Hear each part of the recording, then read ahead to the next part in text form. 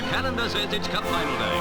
So once again, Wembley Stadium opens its gates to 100,000 fans for the highlight of the year's soccer season. The experts are calling Wolverhampton Wanderers this year's wonder team. 11 men come back to Blackpool to one of the greatest welcomes ever accorded a football team. And Lofthouse runs in for a lightning goal.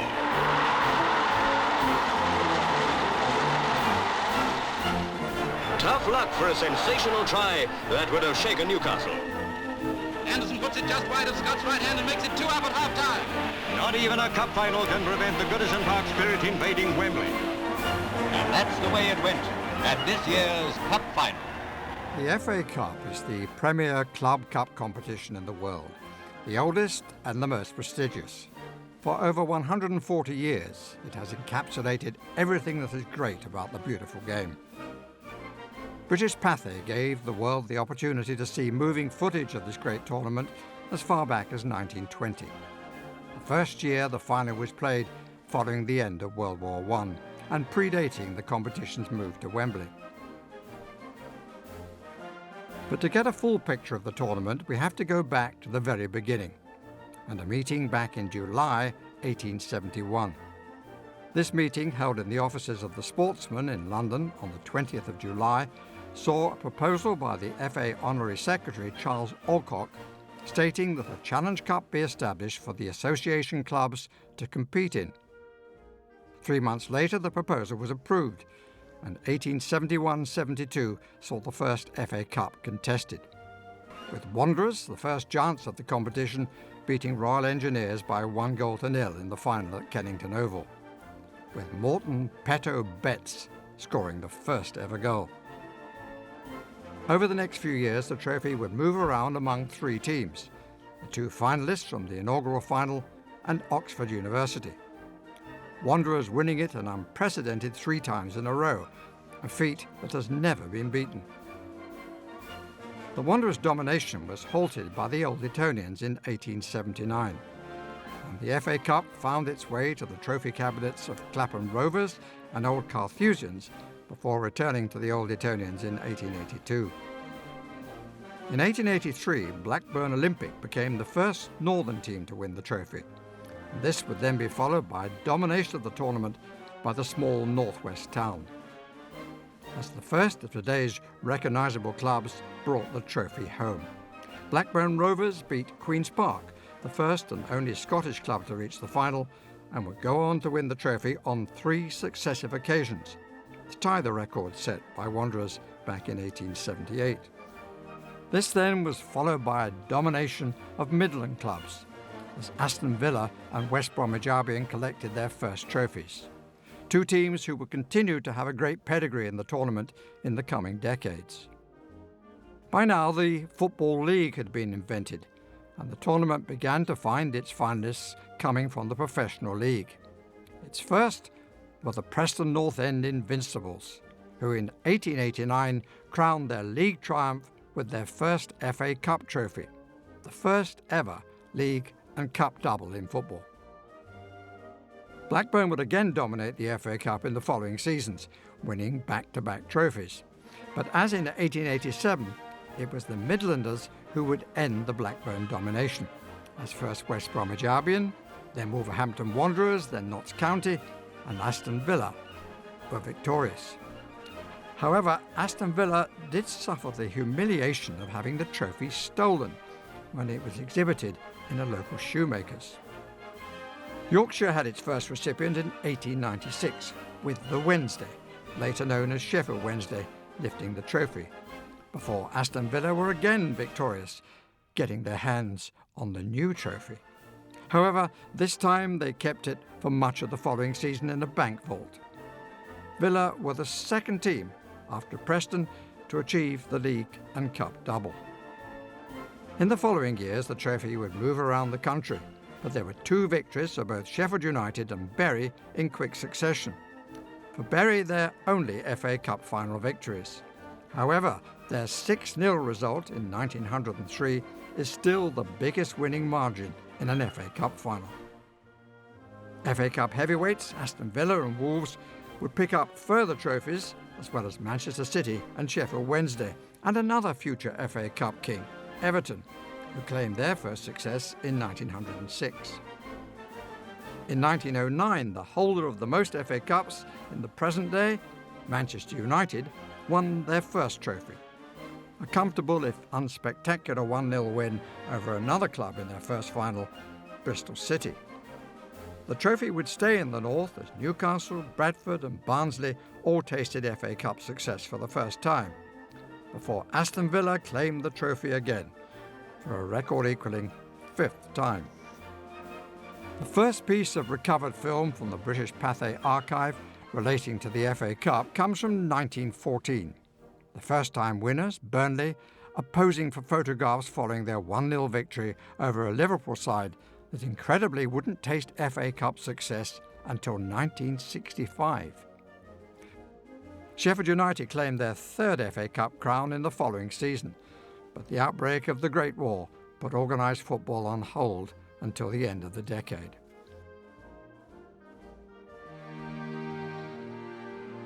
The 1920 final was contested between the established Aston Villa and Huddersfield Town in their first FA Cup final. And for the first time, British Pathé cameras were there to capture the action. The teams entered the field. Aston Villa in the dark shirts led by Andy Duca, with Tom Wilson leading Huddersfield. Whilst the footage doesn't depict the final in Technicolor and the multiple angles of today's modern coverage, it is possible to get a feel for the sheer magnitude of the event and the number of fans who packed into the Stamford Bridge Stadium that day. The final went into extra time, where a corner was flicked into the net by Billy Curtin to win it for Aston Villa, for a record-breaking 6th time. 1921 saw Tottenham Hotspur etch their name on the great trophy for a second time. On this occasion, though, they were a fully fledged professional team after their giant-killing antics in the 1901 final. The atmosphere prior to the kick-off was one of celebration as both teams' supporters flooded the streets around Chelsea Stadium. The match itself was played under torrential rain. Flowing football proved impossible, but Jimmy Dimmock was able to stay afloat long enough to seize on a loose ball to score the winning goal. Excellently depicted by this photo from the club's archive. The club returned with the cup to a hero's welcome, with thousands lining the streets, much like today, desperate to get a glimpse of their favourite stars. A new name was carved on the famous trophy in 1922, as Huddersfield Town went one better than 2 years before to lift the trophy. This footage of the team in training prior to the cup final shows there were few signs of nerves among the players as they prepared. The Battle of the Roses, as Pathé News cameras dubbed it, generated another huge crowd as buses of travelling fans made the long trip from Yorkshire and Lancashire to pack into Stamford Bridge. Coverage was beginning to improve, with 2 cameras filming the game from sensible angles. Huddersfield in stripes must have been pleased to have done their heading practice, with the majority of the game seemingly played in the air. The winning goal came from the penalty spot, after Tom Hamilton brought down Billy Smith. The England international dusted himself down and dispatched the decisive penalty. There was a grand occasion on the streets of Huddersfield as a marching band headed the parade of the trophy in an appropriately striped open-top bus, tailed by thousands of fans, before the winning team posed for photographs with the Mayor of Huddersfield. By now it was clear that the competition required a national home, and the new Empire Stadium at Wembley was nearing completion for the finalists of the 1923 FA Cup. The undertaking was remarkable. Upon completion, the ground would hold 127,000 fans, 40,000 more than the current state-of-the-art stadium of the 21st century.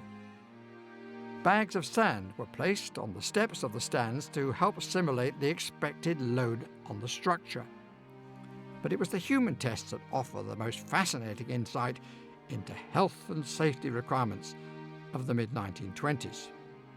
Test subjects were asked to simulate different crowd eventualities during a football match, including some rather surprising ones.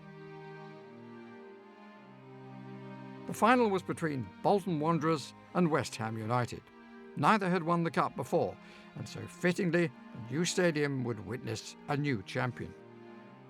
Prior to the kick-off, the West Ham players took to the field to inspect the new pitch, a tradition that's still in effect today. The final was massively oversubscribed. The authorities, sure that the 127,000 would easily accommodate the demand, failed to initiate an all-ticket policy, and there were scenes of fans climbing the barriers and invading the pitch. Aerial shots helped to show the sheer scale of the crowd that packed into the stadium that day. The final is today commonly referred to as the White Horse Final, and these images give some indication why.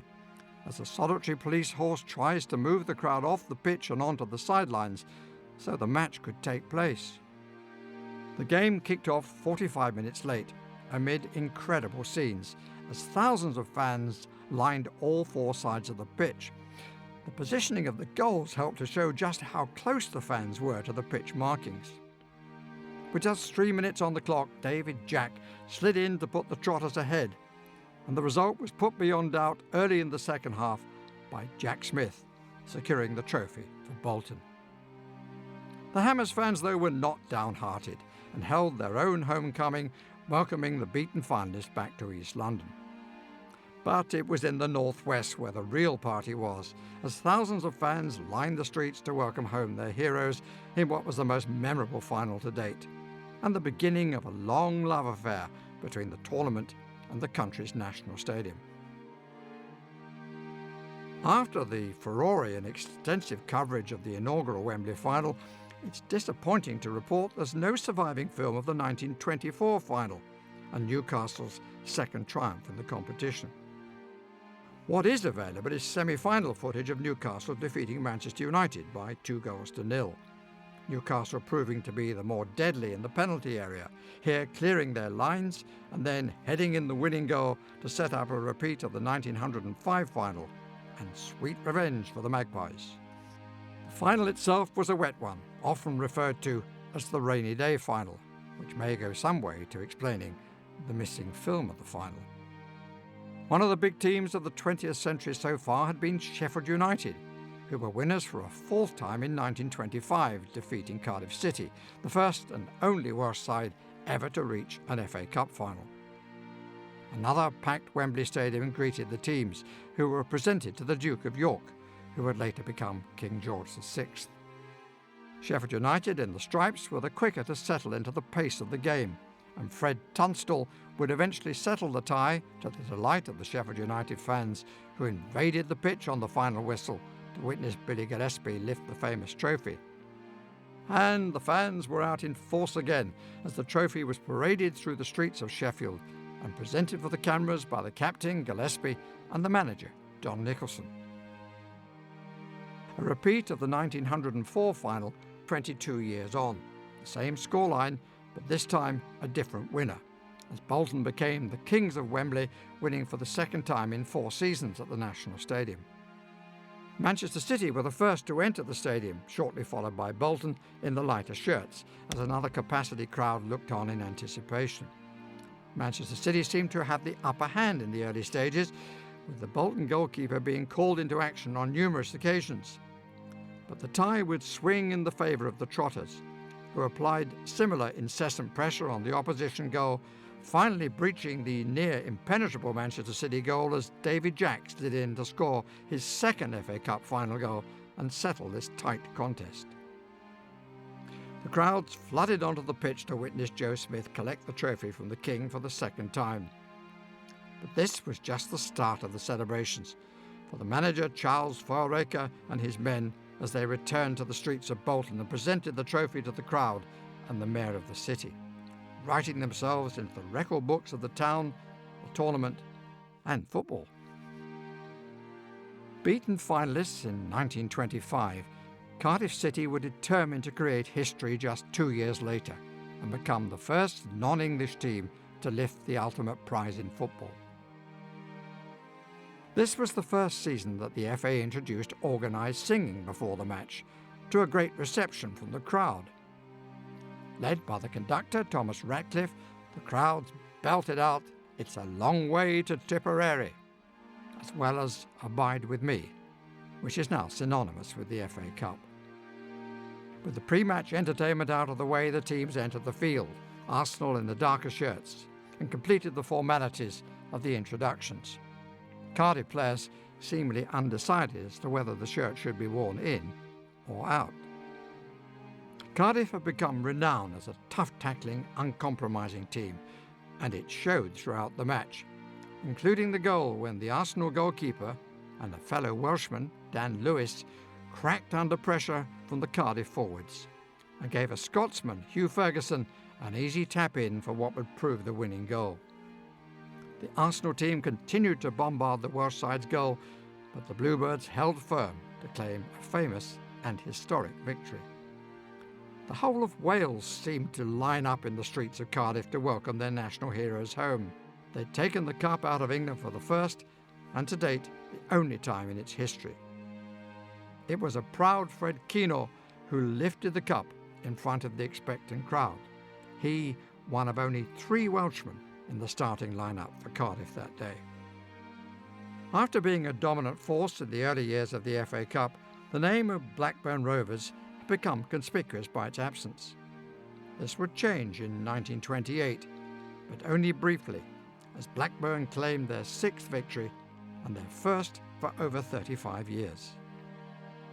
Once again, the man in white led the masses in his customary exuberant style, before an equally over-the-top final was played out.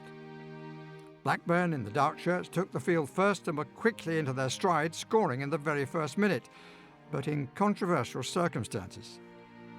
The officially credited scorer, Rosekamp, can be seen pushing a goalkeeper in possession of the ball and into the net to put the Lancashire side into a 1-0 lead. They would get another 22 minutes later to put the tie beyond the pre-match favourites, Huddersfield Town. The Terriers had their fair share of attacks on goal and did get a goal back early in the second half. But Rosekamp's second goal of the game, and Blackburn's third, was not in any dispute at all, as he rifled the ball into the back of the net to secure the cup for the Rovers. The town of Blackburn was packed once again after the 35-year wait. A sea of onlookers celebrated in the streets and also in the stadium as the cup was paraded around Ewood Park for the matchday crowd. Bolton would wrap up the 1920s, becoming the undisputed kings of the decade, with 3 victories in 7 years, defeating first-time finalists Portsmouth. This was also an historic moment for British Pathé. The coverage of the 1929 final was the first Pathé News broadcast to feature sound. Its addition gives a flavour of the pre-match entertainment of the late 20s and the unmistakable noise of the football rattle which greeted the players as they took to the field. Once again, it was a bruising encounter, with goalkeepers not being afforded the support from referees that they get in the modern game. The deadlock was broken in the 79th minute, when Billy Butler struck home a winner from the right side, despite the valiant attempts of the Portsmouth defender. With 3 minutes remaining, Harold Blackmore put the game beyond doubt as he hit the ball high into the roof of the net to crown Bolton FA Cup winners for a 3rd time. As you can see from the footage, it was still traditional for the winners to go up to the royal box first, before the losing team, but then not lifting the trophy until they'd made their way back onto the pitch. It was a familiar sight for the trophy as it made its way through the streets of Bolton. The players paraded the cup in front of their celebrating fans, but this would be the end of an era for the Trotters, as they would not make the final again until 1953. If the 1920s belonged to Bolton, then it could be argued that the 1930s was Arsenal's. Twice a winner, once a runner-up, and they kicked off the decade by beating Huddersfield Town, who were losing finalists for the 3rd time in 10 years. It didn't take long for Arsenal in the dark shirts to take the lead. In the 16th minute, Alex James, one of the great names of football at the time, hit a thunderous strike from inside the area, and the Gunners took a single-goal lead into half-time. Midway through the second half, the British Pathé cameras were able to shoot somewhat sinister footage of the German Graf Zeppelin hovering over the Wembley Stadium. But the sight of the hydrogen-filled transporter didn't distract the players. And just before full-time, Jack Lambert put the game beyond Huddersfield's reach. It had been a long time waiting for Arsenal to bring the cup to North London, and the sights in the streets were of jubilation, with Herbert Chapman writing himself into the history books for a second club, having already won the trophy with the beaten finalists Huddersfield in 1922. The Arsenal captain, Tom Parker, brought the cup onto the pitch for the league game against Sunderland, before the famous trophy was paraded around Highbury for the excited crowd. The North, South and even Wales had been parading the cup over a decade, leaving the normally dominating teams of Middle England in the shade. There was, though, a brief renaissance for the West Midlands in 1931. The final was vastly oversubscribed again, as tens of thousands packed into the national arena. West Bromwich Albion and the Stripes were the first onto the field, followed by their neighbours, first-time finalists Birmingham City. The game was quite open in the early stages, with both sides having opportunities to score. The goalkeepers once again getting some rough treatment from the attacking teams. The deadlock was broken by a prolific forward, Billy Richardson, who pounced on a loose ball and fired past the goalkeeper, to the delight of the Albion supporters. Birmingham then cheered their supporters, Joe Bradford bundling the ball over the line. But the Blues' euphoria was short-lived, as straight from the kick-off, Billy Richardson received the ball and snaked his way through a defence, still celebrating their equalising goal, to force the ball into the net and claim the win and the trophy for West Bromwich Albion. West Bromwich Albion returned to a hero's welcome, the club's third trophy in 7 final attempts. The Throstles were becoming one of the FA Cup heavyweights, and the town were in full appreciation. And the players of the Albion team, I want to welcome you in the name of the West Bromwich townspeople here today. You have wrought a great victory. We are proud of you, and you have brought honour to our town. Mr. Mayor, people of West Bromwich, the players and I are very grateful for the wonderful reception that you've given us today. We've worked very hard to get so far, and I think we thoroughly deserved it. Herbert Chapman's Arsenal were back in the final in 1932, and the British Pathé cameras were on hand to check out their opponents, Newcastle United. Ladies and gentlemen, these are the players of Newcastle United Football Club, the players who have this season carried us through in league and cup competition until we're at the present stage. Newcastle previously won the cup in 1909 and 10, and in 1923 and 24. This year we hope to be again at Wembley and again win the Football Association Cup.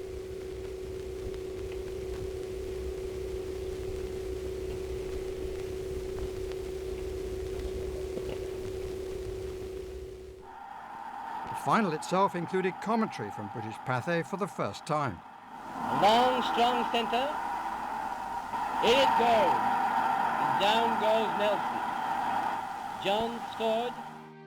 Newcastle's equaliser was scored by Jack Allen, the first of his 2 goals in the match.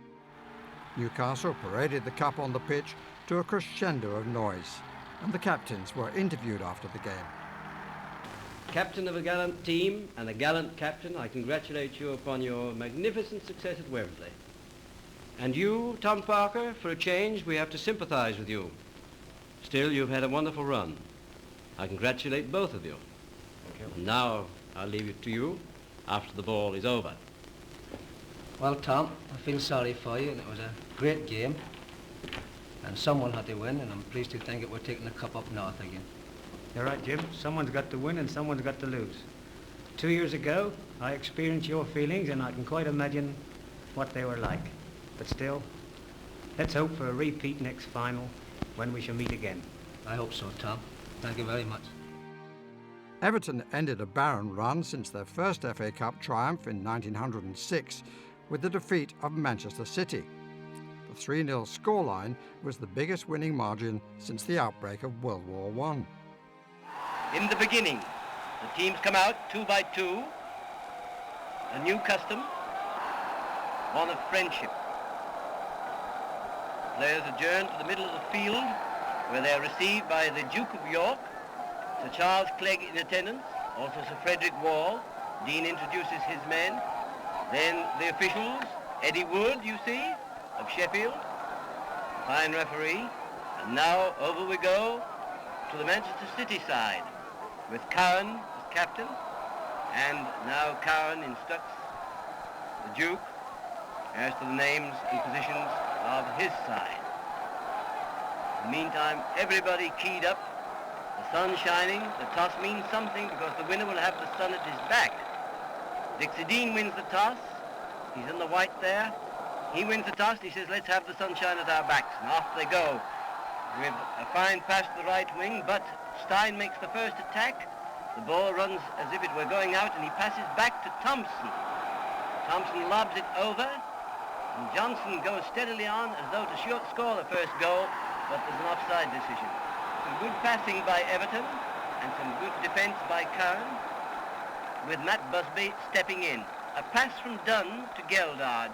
The linesman flagging for offside, so Langford has a quiet moment. Now then, another attack by Stein, and the ball goes out of play. Here you see Dunn chasing the ball, and McMullen chasing it outside. Hard lines, Jimmy. Some good heading, rather too much heading, if one might say so, in this game. Still more heading. Let's have the ball of the earth, please. And slow motion process showing a conglomeration of players and a collection of legs, all concentrating on one point. Geldard is going after the ball. His attempted centre hits a defender in the back. Here Johnson makes a beautiful flick from a corner kick, but the ball is cleared. Away they come again on the right, with McMullen helping the defence. Britton, a beautiful double back and a lob. Stein is the thorn in the Manchester City side, and there's Thompson making one of his sturdy tackles with a bad finish. There's Stein scoring the first goal. Whoopee, hands across the sea, and he might have been a points policeman. Away we go again. Sager makes a perfect leap and a clearance in spite of opposition. City's fullback clears to the right wing, where Toseland passes back to his partner, and there's a lovely lob into the middle where Sager makes another perfect catch. Confident, clean, and convincing. Now Sager is thumping one-handed to make sure the ball doesn't go into danger. Brooke beat Britton, and a corner arises. Johnson ahead. Go ahead, Johnson, against your old team. A lovely pass to Geldard, but nothing from it. A bit of hooking and a pass back by Tommy White to his goalkeeper for safety's sake.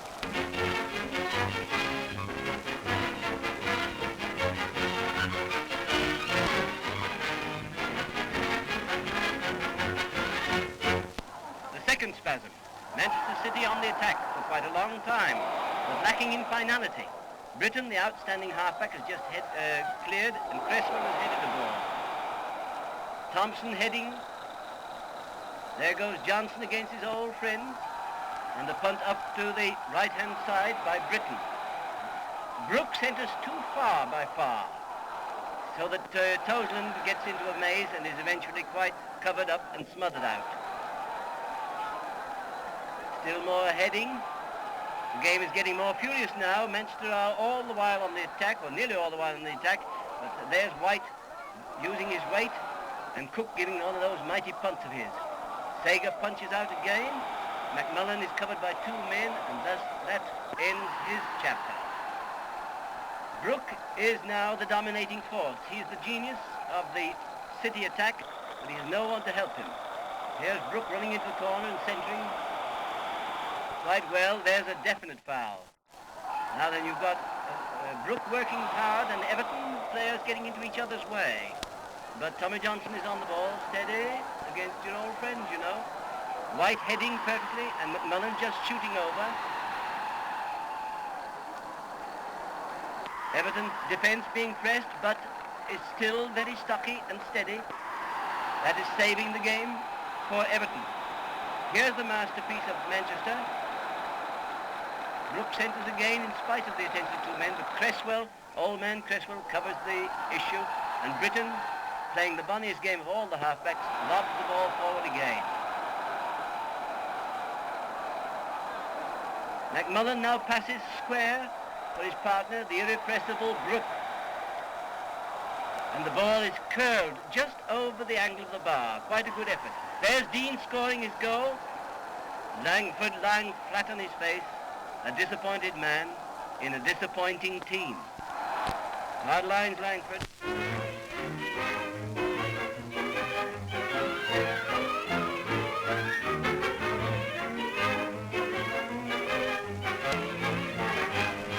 Now meet the goal-getters, the Three Musketeers. Jimmy Stein got the first goal. He also scored at Leicester in the opening round. The next goal was scored by Dixie Dean, who gave a perfect display of headwork and leadership, and scored number 2. He also scored in the first round against Leicester. Bravo, Dixie. And finally, the third of the Musketeers, that musket there, Jimmy Dunn. Well, ladies and gentlemen, this is a very, very happy occasion, an all-Lancashire final tie. A cup final between two good sides. Dixie Dean, captain of the winning side, Everton, and Sam Carn, the trustworthy captain of the Manchester City side. An admirable sporting game between two good friends, friendly enemies, as it were. Lancashire, here's to Lancashire. And may that cup stay in Lancashire. If Everton don't win it, may another Lancashire club win it. Here, here. I'll second that, Dixie. We've got the cup in Lancashire now, and I hope the next Lancashire club that wins it is Manchester City, my club. Here's to Lancashire. And the city. True to his word, Sam Cowan did just that, and once again led Manchester City out onto the Wembley turf in 1934.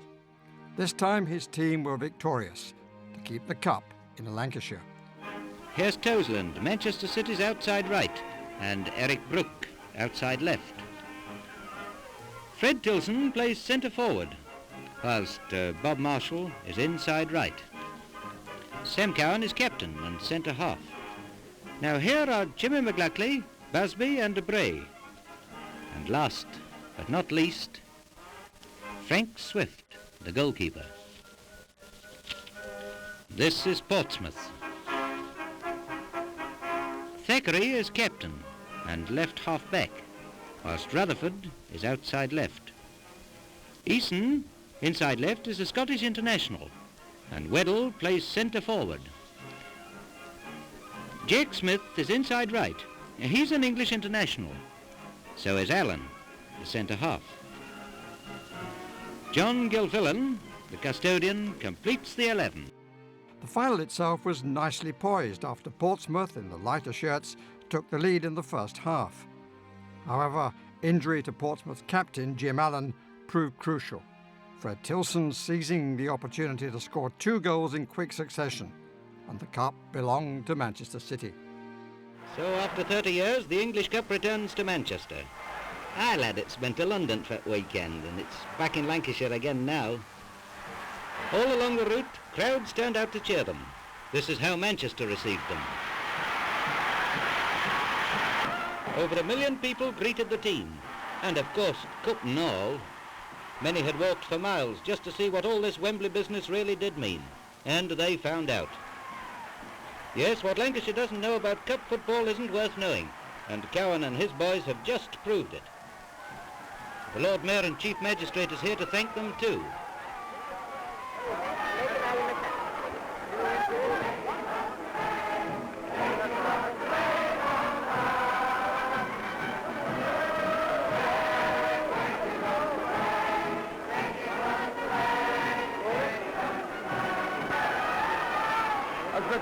As the Chief Magistrate of the City of Manchester, and on behalf of the citizens of Manchester, I want to say that we feel proud of you and of your victory. and we feel proud to entertain you and welcome you back tonight, Mr. Cullen. Thank you very much. And I hope it isn't another 30 years before we bring it again. I hope it's 3 and under 3. Thank you very much. I'm very proud to have brought the cup to Manchester. Thank you. And in addition to all the others, I'd like to congratulate Cowan. Why? Well, I'm a Manchester man, that's all. And if they can do this next year and get league honours as well, that'll be champion. The 1935 final proved to be a titanic battle between a former heavyweight of the FA Cup, Sheffield Wednesday, and West Bromwich Albion, back there once again. Only in the last few minutes did the Owls secure victory in a match that looked destined for extra time. It doesn't matter who are playing at Wembley in the cup final, the mighty crowd goes just the same every year. The tension and excitement of this very British sporting event are eloquently presented to you in this exclusive film by Pathé Gazette. Listen to 100,000 voices lifted up in community singing.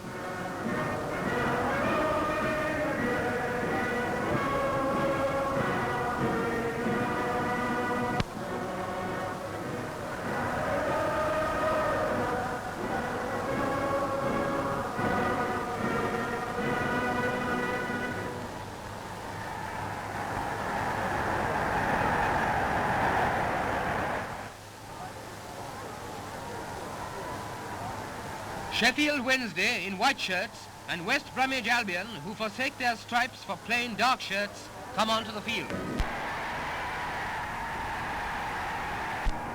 Mr. Fogg of Bolton, the man with the whistle, meets the two skippers, and Ronnie Starling wins the toss for Sheffield Wednesday. The start is sensational. There's no superstition about the cup final. Whoever gets the first goal wins the game. Within 2 minutes of the start, Sheffield get a goal, and you'll see it in slow motion. Starling wanders to the right wing, picks up a loose pass, and sips it to Palethorpe.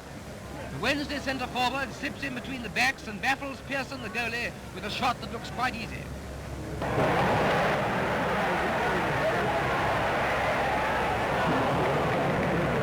the Albion are not at all put out by this setback. Their forwards get moving in line and are well supported by the halves.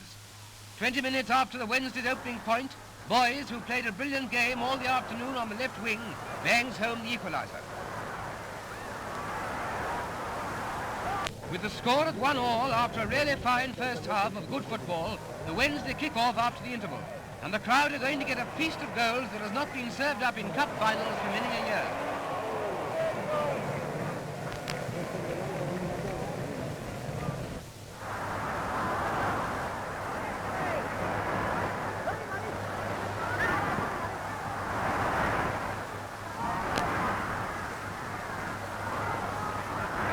Wednesday take the lead. The diminutive Mark Hooper shoots, the ball hits the post and cuts across into the net. West Bromwich again fight back and for the second time equalise. Stanford takes a shot that is deflected by a Wednesday back and the ball is in.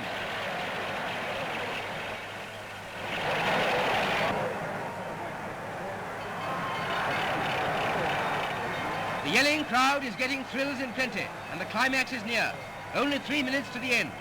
Ellis Rimmer, Sheffield's left winger, who had scored in every round of the cup, gets his head to a pass from Sharp and scores. A minute to go, and again Rimmer scores Sheffield's fourth goal. Pearson will remember Wednesday every Saturday. Starling receives the cup from the Prince of Wales, who also presents the medals to the players of both teams. It's the finish to a thrilling afternoon's play. Cook goes to Yorkshire. It's many a year since Sheffield saw scenes like this. The great city of steel is overcome in a delirium of joy. Everybody stops work. 100,000 yelling, cheering Yorkshiremen pack the streets in a seething mass. The coup comes to Sheffield, and the victorious Wednesday players, displaying the cup from the top of their motor coach as it noses away through a solid phalanx of people, receive an amazing welcome. Talk about the cup that cheers, this one does cheer the whole of Yorkshire. The Wednesday players fight away through the crowd to the town hall, where the Lord Mayor gives Ronnie Starling and his boys a civic welcome. Sheffield desires to show honour to the boys that have brought honour to Sheffield. Very many welcomes home. Just tell us, Ronnie, what do you think of Sheffield? Over the weekend, we have had many thrills, but I think this one, your wonderful reception, surpasses them all. I take this opportunity from the boys and myself of wishing you much happiness and thank you for the wonderful reception. Thank you.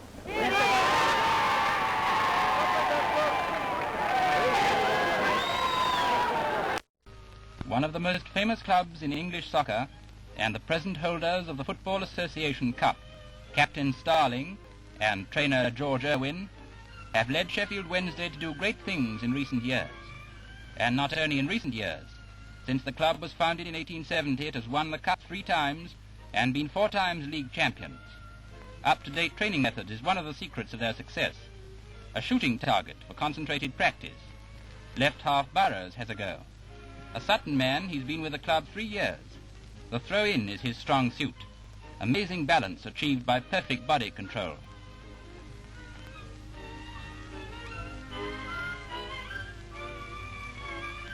Centre-half Millership is the star dribbler. They ought to make him wear a bib. Left-back Catlin from Middlesbrough, the big man of the Wednesday's cast-iron defence, deals with a high one. His wife's given up trying to make an impression with a rolling pin. Goalkeeper Brown, 3 times an English international, the man who can hold the hardest. His upward punch is famous. Watch him use it in the cup final. And that's another one saved. Outside right Hooper scored the second Wednesday goal at Wembley. How he did it. Both feet may leave the ground, but his eye never leaves the ball. And this is the movement that led up to that goal kick. Captain and inside left Starling is more than a fine player, he's a born leader. At Wembley he led his men like a hero. He can kick straight and hard, and he keeps the other man guessing all the time. Centre-forward Palethorpe has been with the Wednesday only 12 months. When he takes a penalty, it's hard luck for the goalkeeper. Palethorpe scored the first goal in last season's cup final. Our slow-motion camera was there. And the ball is in with a bang, like it always is with Sheffield Wednesday. Arsenal won their second FA Cup of the 1930s, marking themselves out as the team of the decade. But the footage available of the final is limited due to a dispute over terms between the Wembley organisers and the newsreel companies. Meet the men who are drawing 100,000 today. Harry Hooper, Sheffield captain. Inside left, Jack Pickering. Left back, Charlie Wilkinson. Right half, Ernest Jackson. Centre half, Tom Johnson. Left half, Archie McPherson. Outside right, Harry Barton. Centre forward, Jack Dodds. Inside right, Bob Barclay. Outside left, Bert Williams. And goalie, Jack Smith. Arsenal captain, Alec James. Outside right, Joe Hume. Centre half, Herbie Roberts. Outside left, Clifford Bastin. Left half, Wilfred Copping. Centre forward, Ted Drake, little knowing that he's to be the hero of the day. Left back, Idris Hapgood. And goalie, Alec Wilson. And once again, all roads lead to Wembley. They say that 100,000 will pass through the turnstiles. And if anyone's got a ticket that he isn't going to use, a few thousand others will want to know the reason why. Every street is a moving stream of favour-wearing fans, mostly in a hurry. But wouldn't it be much nicer to go to the cup final like this? But by the time they get there, most people feel that the journey was like this. Meanwhile, at Heston, the newsreel cameramen are taking off in the machines that are to carry out the great air raid over Wembley. For in spite of being denied the freedom of the press, Pathé Gazette are out as usual to bring the match to millions who wouldn't otherwise have the chance of seeing it. And how's this for a kick-off? It's Gracie Fields, and our cameraman must have dreamt it. And here's safety first on the field. And now take your seat in the Pathé Autogyro and see Wembley as you've never seen it before. That's Mrs. Jones, second from the left. The fight is on. and we're facing the Arsenal goal, with Sheffield United attacking strongly in the great ding-dong struggle which makes up the first half.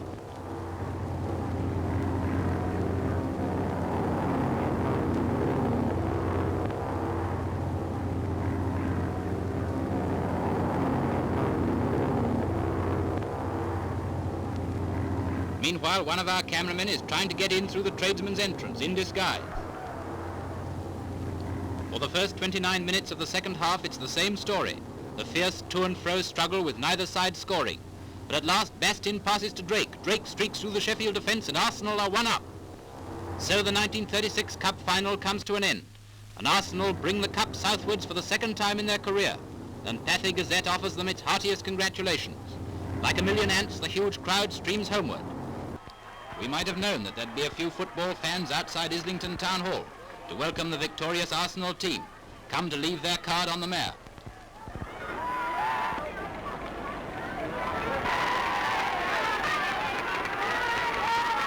Alex James has brought the cup that gets the cheers, and the mare isn't the only one that's pleased. On your behalf, I congratulate the Arsenal team upon their magnificent victory. 3 cheers for the Arsenal team!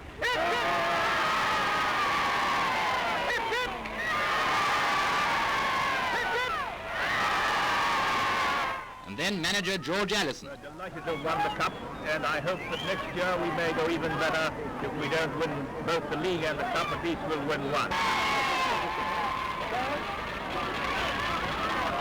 They have a bit of a job to get back to their chariot. And then the Cup is borne in triumph through the packed Islington streets. 11 good boys have come home with their prize.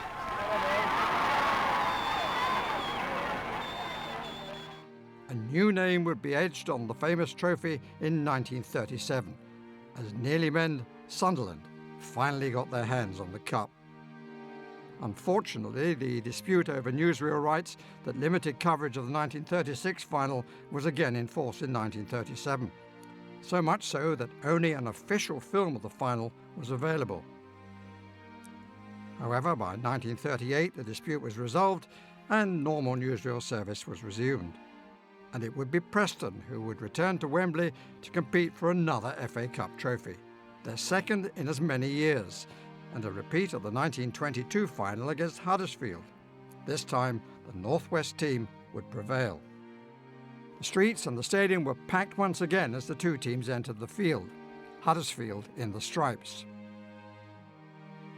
It was a war of attrition in a game stretching into extra time for the first time since 1920. Both teams had their fair share of possession and the chances, and the game wouldn't be decided until the very last minute of extra time. The Huddersfield captain, Alf Young, upended George Much, and though still days from the challenge, the Scot dispatched the penalty. The Preston captain, Tom Smith, walked up the famous 39 steps to collect the trophy from the King and crown Preston FA Cup winners for the second, and to date, last time. 1939 was a special year for the FA Cup final, bringing alive the romance of competition that fans have come to cherish. Wolves, 5-1 on favourites to lift the trophy after scoring 11 goals in the previous 3 rounds and sitting second in the league, against a Portsmouth side languishing in the relegation zone. More people at Wembley than ever before. They've jammed in a few more seats to bring it up to 100,000. And the King is here to greet the teams in the match that's supposed to be over before it starts. The experts are calling Wolverhampton Wanderers this year's wonder team. And apparently the only thing the experts are interested in now is by how many goals the Wolves are going to win. But it doesn't take the 100,000 long to find out how wrong the experts can be. Football is a wonderful game. The Queen is here too, to see Portsmouth in white shorts and the Wolves in the dark. And Guthrie wins the toss for Pompey. And from the kick-off, the experts must be holding their breath. For the boys from the Naval Port, who only a few weeks ago were fighting against relegation to the second division, are right on top. And mighty Scott, the Wolves goalie, is as busy as a flea at a party.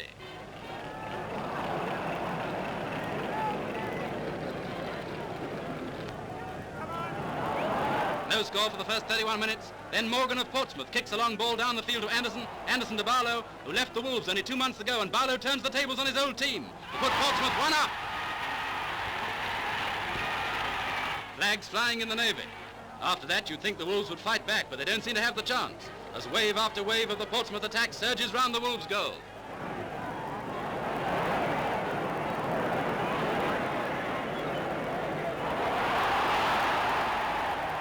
One minute from half-time and another Portsmouth onslaught.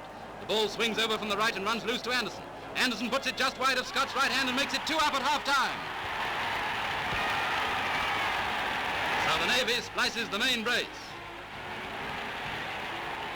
The second half opens with sensation. Anderson kicks off, and within 30 seconds, Barlow drives for the Wolves' goal. Scott saves, but Parker rushes in to make it 3 for Pompey.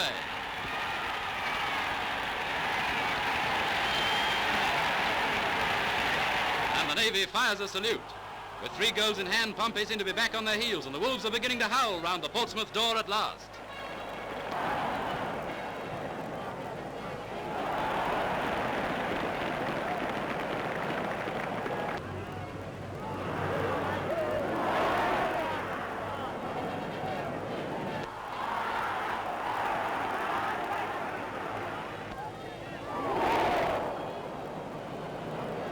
Here comes the magnificent Wolves movement as Burton runs in, and Dorset sends over a superb cross shot to make it 3-1. The Navy's flags are at half-mast. That odd goal brings the crowd to its toes for some of the finest football ever seen at Wembley in a cup final. Keep your eye on Scott with the number 1 on his back in the Wolves' goal, or a series of saves with a touch of genius.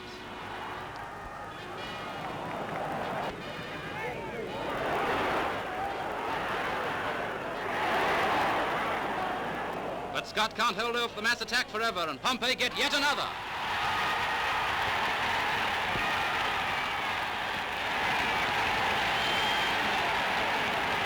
So the end comes with Portsmouth the cup winners by 4 goals to 1.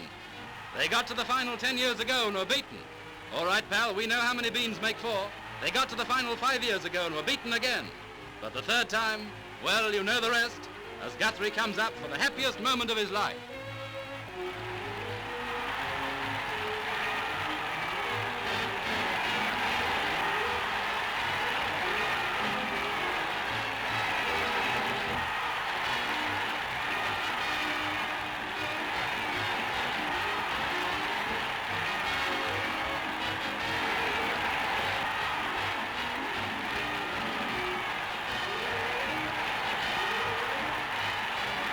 We all know that the Navy is Britain's sure shield, but the sailors won't be on the water tonight.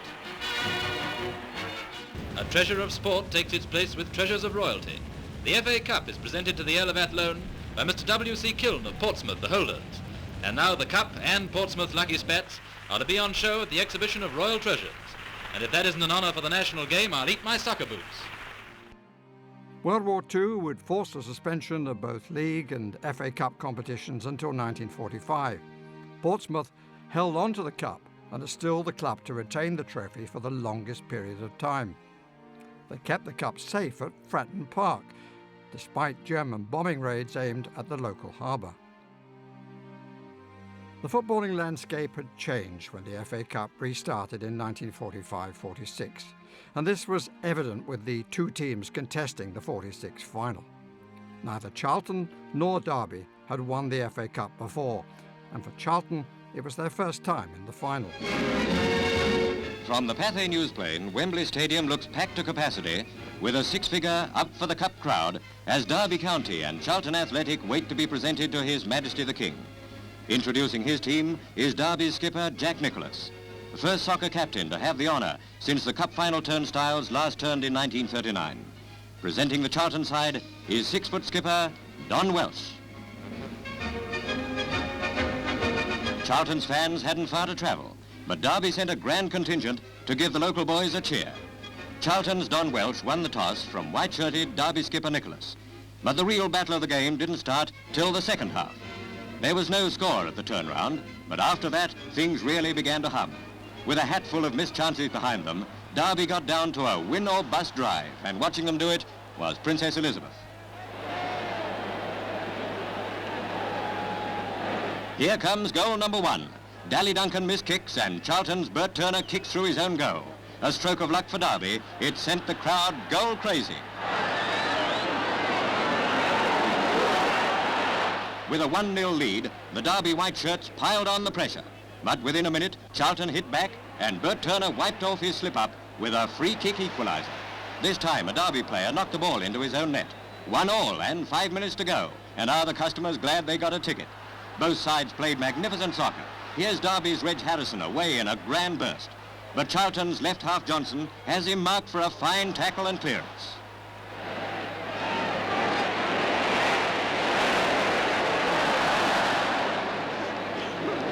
End of time and it's 1-1.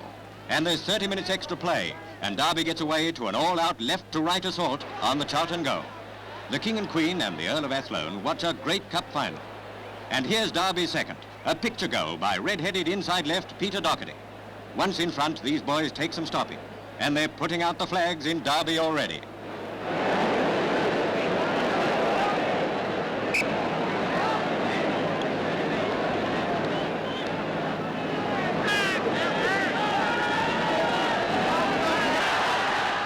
With a 2-1 lead, it's a new kind of Derby day. And here's another.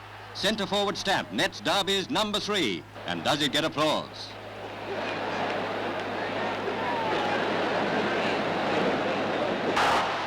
For the second half of extra time, Charlton defend the left-hand goal. And it's in again with goalie Sam Bartram beaten after a grand dive. And every Derby hat goes into the air for a 4-1 victory. Beaten in 3 cup finals, Derby County knots their first win, and skipper Jack Nicholas gets a royal handshake and the coveted silver trophy.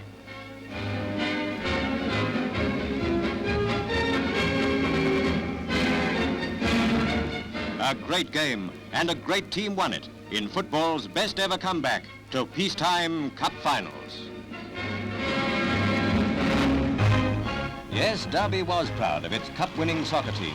When they hit the old hometown after their 4-1 Wembley victory over Charlton, Derby County got an outsized civic welcome. With a lorry doing duty as a triumphal chariot, a swirling crowd followed on in the city's biggest celebration since victory night.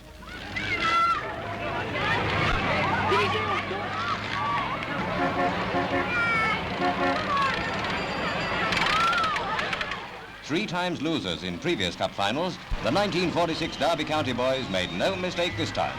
Half Derby turned out to cheer, giving the club its well-earned biggest ever crowd.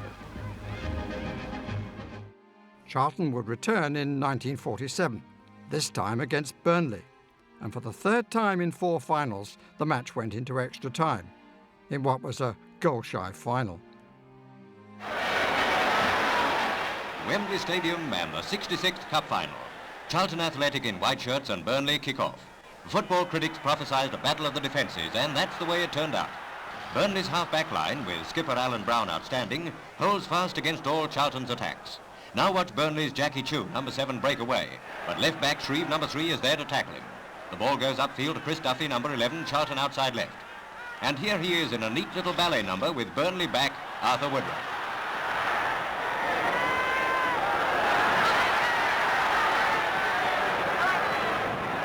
Charlton are pressing hard. Watch Burnley goalkeeper Strong in this spectacular head-on picture taken from the other end of the field.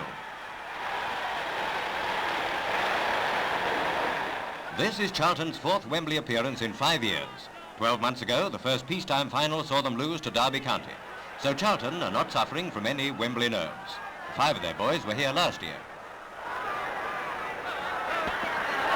Duffy has the ball again. He passes to Don Welsh, number 10. He shoots, but Strong is there to save.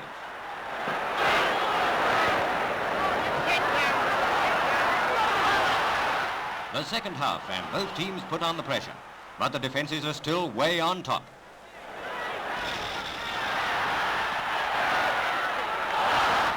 Billy Morris, number 8, has a bang at goal, but Sam Bartram is safe. And now the Charlton attack is off again.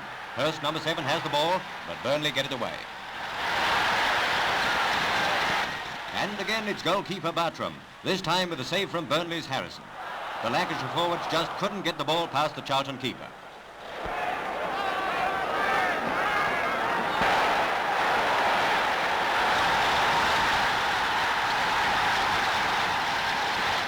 With no score after 90 minutes, extra time is played.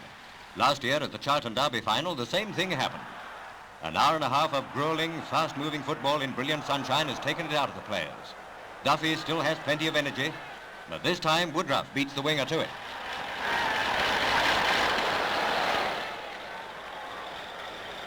Second half of extra time and still no score. It looks like a replay with only 4 minutes to go.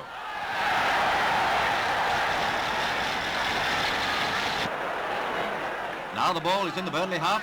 There's a goal-mouth scramble for the ball. Duffy gets to it and slams it into the goal.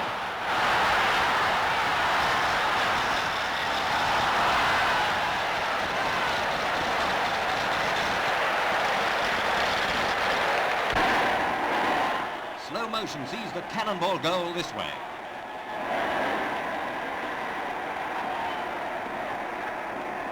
And that was the end. A 1-0 victory snatched in the last few minutes of extra time gives the cup to Charlton Athletic. Welsh gets the trophy from the Duke of Gloucester. With Bartram carrying the plinth, the London team follow their leader. Not so long ago, they were in the 3rd division. They made headlines in a 2-season climb into Division 1. Now they've notched one more club record by winning their first FA Cup. And that's the way it went at this year's Cup Final.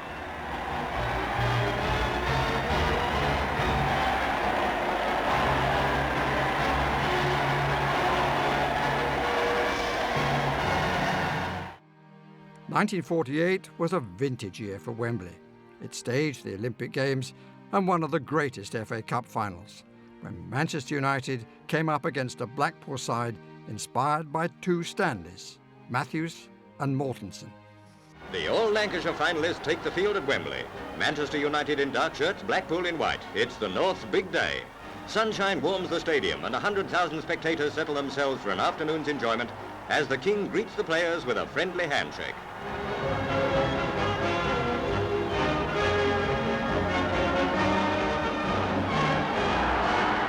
Manchester kick-off. Renowned slow starters, their match-winning attack seems to have lost the rhythm that has brought them along the road to Wembley.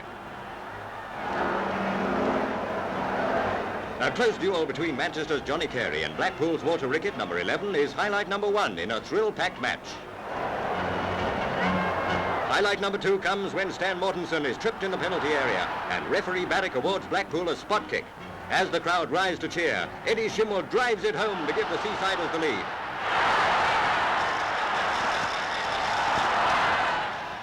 Manchester's Jack Rowley, walking the ball into the net to equalise, provides highlight number 3.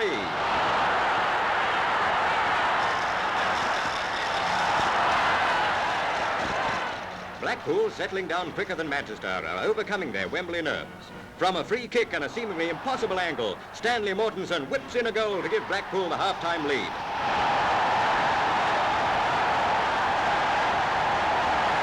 Blackpool kick off, confidently hoping that their 2-1 lead will bring them football's most coveted prize. Just to make sure, their skipper, Harry Johnson, number 4, tries a long shot that doesn't come off, and the ball trickles out.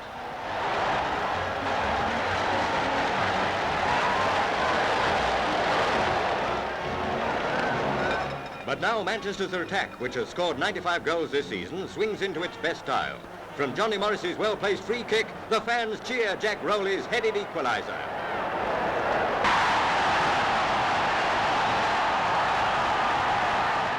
With the score at 2-2, Blackpool are again on the attack. Stanley Matthews, who has been shut out effectively, beats Manchester's Johnny Aston, but the Seasiders' finishing is poor. Charlie Mitten, number 11, starts off United's winning attack, and from Rowley's pass, Stan Pearson scores the goal that gives Manchester the cup. The King hands the silver trophy to skipper Johnny Carey. Their 4-2 victory, snatched in the last few minutes, gives Manchester United the reward they richly deserve. Wolves had flattered to deceive in 1939 after being odds-on to lift the trophy. They weren't prepared to make the same mistake twice and defeated a Leicester City team appearing in their first final. Wolves' Billy Wright and Leicester's Norman Plummer head the All-Midland finalists onto the Wembley turf for football's Game of the Year. There's a friendly handshake for the players from the Duke of Gloucester, representing the King, and Prince Philip, and then they're ready to go. Princess Elizabeth is in the royal box as 2nd Division Leicester, in white shorts, the Davids who knocked out so many Goliaths, start off at top speed. They're not afraid of the wolf, however big and bad he's cracked up to be. In this goal-by-goal special edition, Pathé News brings you the full story of how, when giant killing was the fashion, Wolves, the hottest favourite in years, did come out top in the end. At first, Leicester do the attacking, but Billy Wright's men, cool and confident, have everything under control.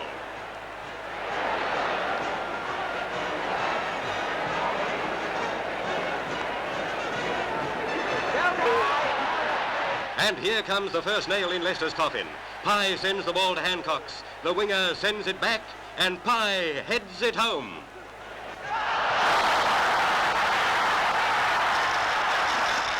In a match like this, it's the first goal that matters most. And Wolves, inspired by skipper Billy Wright, number 6, are there again, huffing and puffing at Leicester's front door. The two Jimmies, Mullen and Dunn, are at the top of their form, and only a brilliant save by goalie Bradley keeps them out.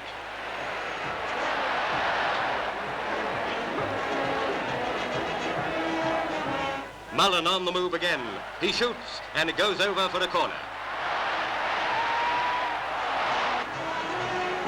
Johnny Hancox takes the kick.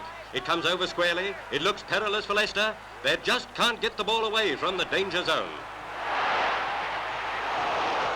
Billy Wright sends in a shot. It's only half cleared, and Jesse Pye bangs it home. With Leicester 2 down at half-time, few of the 100,000 crowd thought they could ever stage a comeback, but they reckon without little Mal Griffiths. With the ball seemingly tied to his feet, he runs through the Wolves' defence like kids through a sweet shop. A pass to Chisholm. Goalie Williams parries the inside forward shot, but Griffith is there to send it back into the back of the net.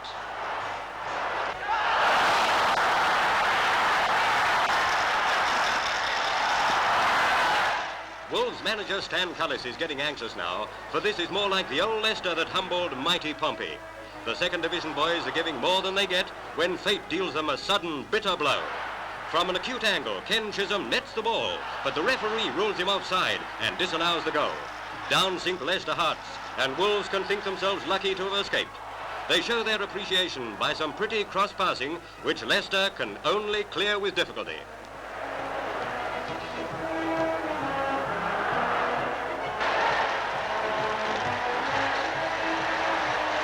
And again the Wolves are on the prowl.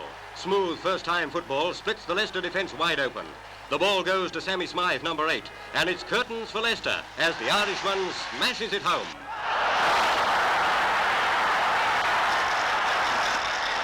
The two skippers shake hands, and another Wembley's over as Princess Elizabeth presents Billy Wright and the triumphant Wolverhampton team with football's most coveted honours. Their average age 24. These young Wolves prove that England need have no fears about the future of football. With men like Billy Wright and his team, Bill Shorthouse and all, winning the Magic Cup, England's soccer glories are in safe hands.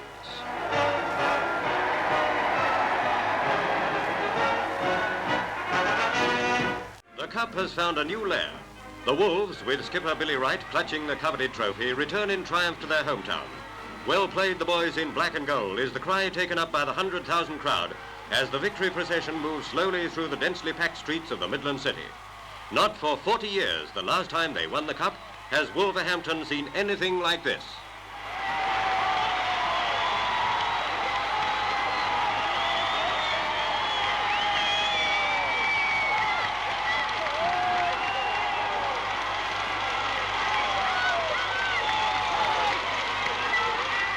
With the freedom of the city as good as theirs, manager Stan Cullis, who when a player was one of England's greatest, pays tribute to the fine spirit of the Wolves. I want to introduce to you probably the most popular man in Wolverhampton. Billy Wright, a grand captain, a fine player, a wonderful clubman, did probably more than anyone to bring the cup to Wolverhampton. Wright knew no wrong, and his is a welcome richly deserved. Mr. Mayor, Lady Mayoress, ladies and gentlemen, well, I would first of all like to thank you very, very sincerely on behalf of the players and myself for the wonderful reception you've given us this afternoon. With a team like this, it's even betting that the cup stays at Wolverhampton for another year. Football can do with more men like Billy Wright. The kings of the 1930s, Arsenal, were back in the final in 1950, against the Liverpool side still to win the FA Cup. Questions, though, were being asked about the ageing Arsenal side, whose average age was 32. But armed with legends of the game like the two Compton brothers and Tommy Lawton, the Londoners prevailed. April weather ushers in soccer's day of the year. Onto the Wembley turf march Arsenal and Liverpool, two sides rich in tradition, to do battle for the Magic Cup. The King, accompanied by the men who govern Britain's most popular sport, is there to meet them and wish them luck. Arsenal are first, Jimmy Logie, George Swindon, and the hero of Highbury, Reg Lewis. Now it's Liverpool, Jimmy Payne, Ray Lambert. And then the preliminaries are over. The stage is set for the high spot of the year. Phil Taylor beats Joe Mercer to the toss, and white-shorted Arsenal kick off, attacking the goal to your left. A greasy ball, intermittent rain, the open pitch, plus the tension of this big occasion. It all adds up against good football. Yet here are these 22 men playing soccer to delight the connoisseur.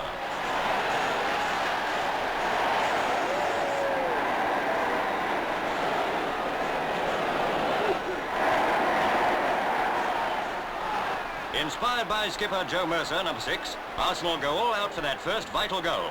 Mercer is here, there and everywhere. It's his pass that sends Dennis Compton away, and from that shrewd move comes one of the highlights of the game. A slide rule touch of Arsenal juggling that finally ends with the ball going just wide.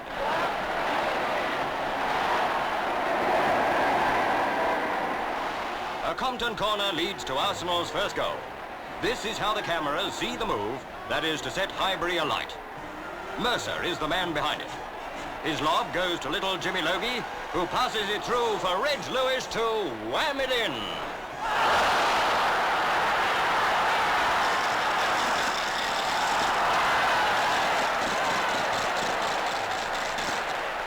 And now it's Liverpool on the attack. Spion Cop is set a-roaring as little centre goes just wide of Stubbins' head. Arsenal's escape and one up face the second half, happy in the knowledge that is the first goal that counts in a match like this. The men of Anfield don't think so and throw everything up for it with Billy Little, that flying Scotsman, the spearhead of their attack.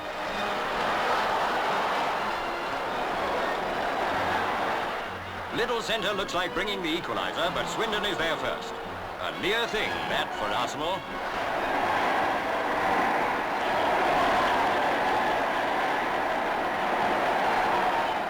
Back come Arsenal, their wing halves working like supermen. This time Dennis Compton is sent away, but goalie Sidlow is all ready. What a ding-dong struggle this is, first one way, then the other. Liverpool there again, with Bert Stubbins, number 9, first into the fray. Down comes the Arsenal's iron curtain, and another Anfield attack comes to naught. Mercer is at it again, and another goal is on the way. From Peter Goring to Cox, on to Lewis, and it's there.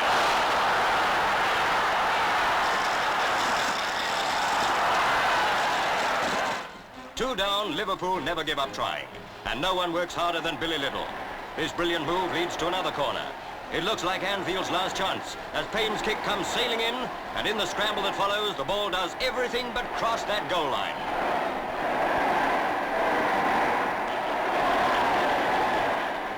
And that's it. Another final is over, and the sporting world joins in Wembley's tribute to Joe Mercer and the men of Arsenal, winners of the coveted cup for the third time in 14 seasons.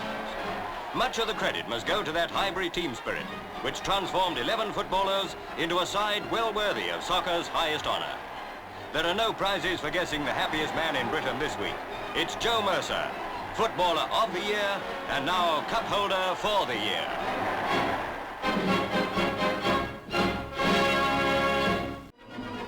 At a West End restaurant, Arsenal throw a cup-winning party. Film star Anna Neagle is among the 500 guests who give an ovation to Joe Mercer, Arsenal skipper and footballer of the year. Of Liverpool sportsmanship, Merseysider Joe says, Nice to win. Very nice indeed. But it's a greater feat to lose in a sporting spirit, especially when you're losing such a wonderful trophy as this. And I'm proud of my Merseyside connections and birth, the way those boys took their defeat and the way they came up to us and from the bottom of their heart thanked us and acknowledged that we were the best side on the day. From a West End dinner, the Gunners move on to Highbury. Led again by Joe Mercer and the Magic Cup, with Leslie Compton and brother Dennis there too, Uncle Alex James and all, they're off on a victory drive through their home borough, Islington. And the thousands who couldn't get in to see their triumph at Wembley turn out to give them the welcome of the year.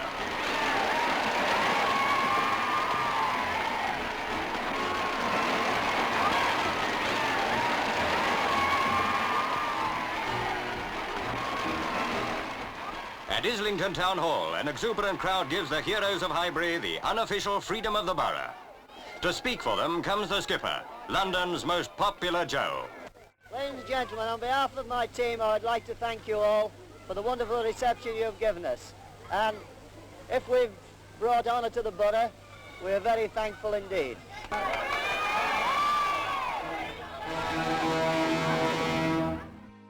The FA Cup team of the 1950s was without doubt Newcastle United.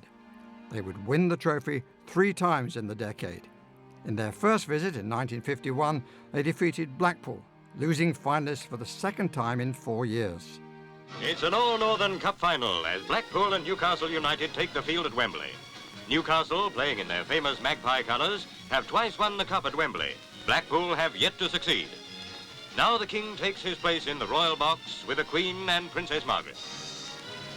The preliminaries are over, and with the 100,000 crowd keyed up to fever pitch, Blackpool kick off and the 1951 Cup final is in full swing.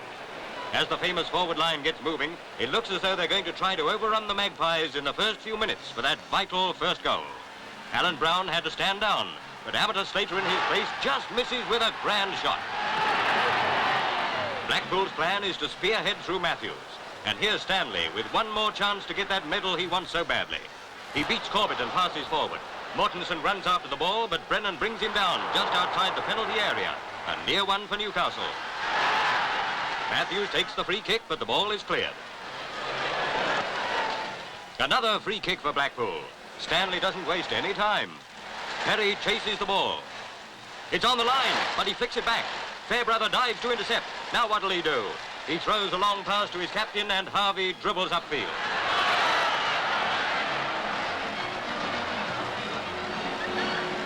Robledo collects and passes to Walker. This looks dangerous for Blackpool. As the return comes across, Farm runs out and collides with Robledo. And that shows the spirit of the game as they shake hands.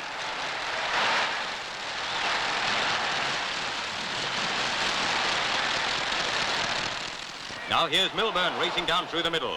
As Farm comes out, he shoots into the net, but the whistle's gone for offside, and it's no goal. At the other end, Perry sends over a high corner kick. Mortensen jumps up and heads past Fairbrother, but Cowell heads off the line, and Newcastle breathe again.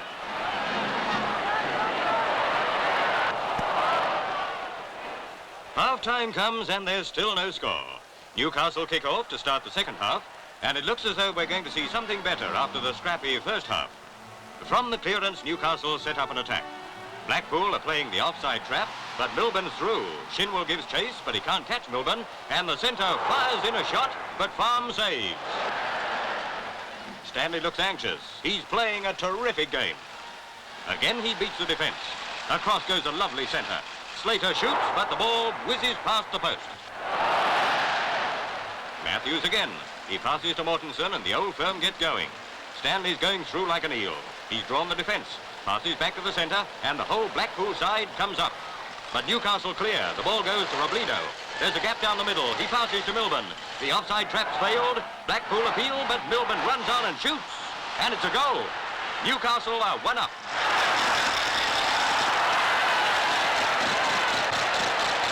Matthews again. He's trying every trick he knows to get Blackpool going. Even the Newcastle side wish he could have a Cup winner's medal so long as they win.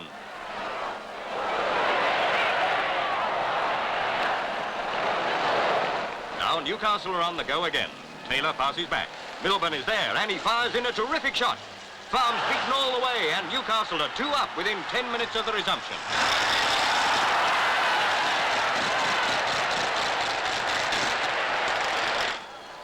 Blackpool can't get going properly. Must be Wembley nerves. Here, there, and everywhere, it's Matthews, but still no score. And here's the Wizard again. He's through, he shoots, but Fairbrother saves.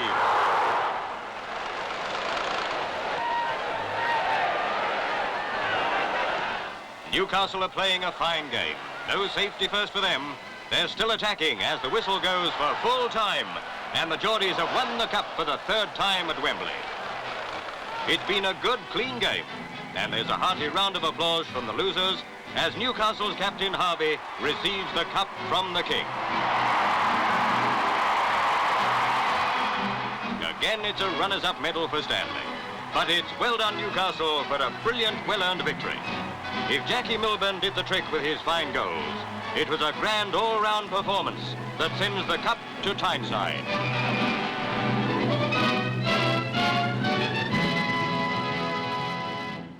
The Magpies were back at Wembley the following year, becoming the first team of the 20th century to retain the cup, this time beating the winners of 1950, Arsenal. Here they come, Newcastle and Arsenal to battle for the cup. It's the big North-South final everyone would have picked for a real tussle, and that's how it turned out. It's a 100,000 full house with a lot of Geordies to cheer skipper Joe Harvey and the Magpies to keep the cup they won last year. They look to Jackie Milburn to do the trick again. Mr. Churchill represents the Queen, who is in mourning. For Newcastle, George Robledo has scored 5 cup-tie goals. Now veteran Joe Mercer introduces the Gunners. Injuries gave them a lot of worries, but they're fighting fit now, including Ray Daniels with his plastered arm. It's good to see the Premier fit again after his chill. Now Newcastle break away, eager to get started. Mr. Churchill goes to his box, where Mr. Attlee greets him, and the scene is set for the 1952 Cup final as Newcastle kick off. They're trying to win the Cup 2 years running, which hasn't been done in 60 years. But watch what happens now. Holton throws in for the Arsenal. Lishman, with his back to the goal, gets the ball and kicks over his head. And it only just misses. Tough luck for a sensational try that would have shaken Newcastle. Now Newcastle attack. Walker gets the ball. Looks like the Geordies are moving now. Jackie can't get through. Arsenal are giving him no rope. A back pass to Fuchs, who first times into the centre, but skipper Joe Mercer is there to cope. Now it's Arsenal attacking. They're fooling experts who said the Magpies would walk it. Lishman passes to Holton, who's making his first cup appearance, but Brennan robs him and clears. Back come Newcastle. It's turning into a real thriller. Hello, Daniels has taken a knock on his broken wrist, but he nods okay, just as well. Arsenal also have right back Wally Barnes injured. But here's a lovely movement, and it's Lishman again. Joe Harvey and Ted Robledo, brother of famous George, complete the clearance. It's a terrific game. You don't expect this good stuff in cup finals. There's too much at stake. Away go Arsenal again. Haven't seen much of Cox so far, but here goes the centre, and Simpson has to dive to foil and Arsenal rush.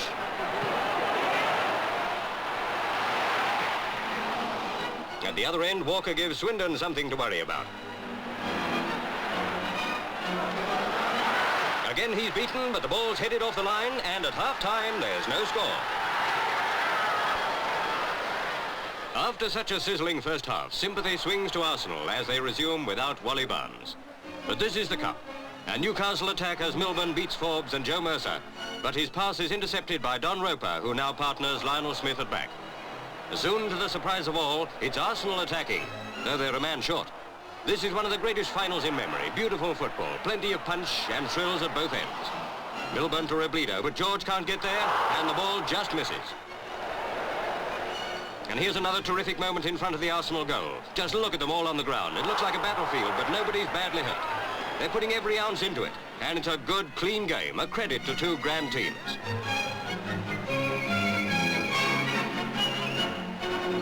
Now Ted Robledo sends Mitchell away. Watch this run of Mitchell's.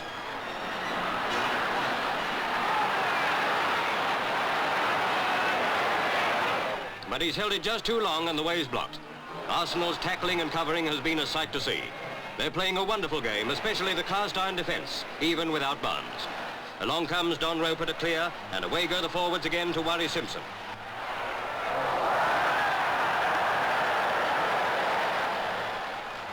Even Newcastle supporters are surprised.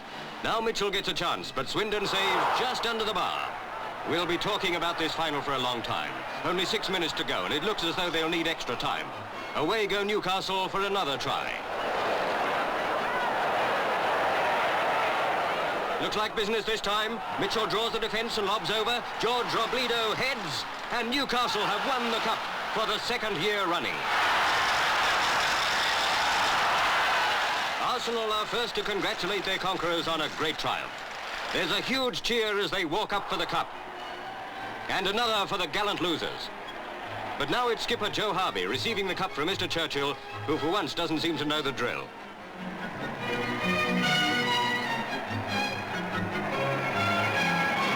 Here they come. They had a much tougher game than they expected, but the cup is on its way back to Newcastle. And here's the picture the whole North's waited to see. Well done, Newcastle. You've done it again. The FA Cup final of 1953 is the greatest FA Cup final of them all. It had everything. Two great Northwest sides battling it out, both with legends of the game in their lineups and producing the ultimate spectacle. It would be third time lucky for Stanley Matthews and the Seasiders. The Duke of Edinburgh meets the boys from Blackpool at Wembley before their cup final battle with Bolton Wanderers. From the Royal Box, Her Majesty the Queen watches the Duke shake hands with the white-shirted Wanderers, who are making their fourth appearance at Wembley. Here are goalkeeper Stanley Hansen and Bolton's inside left Harold Hassel, ready and waiting for the great kick-off. Princess Margaret takes her seat, and Blackpool, facing a slight headwind, kick off. Right away, Blackpool are on the attack, but a Bolton player gets to it and tries to swing play back to the other end.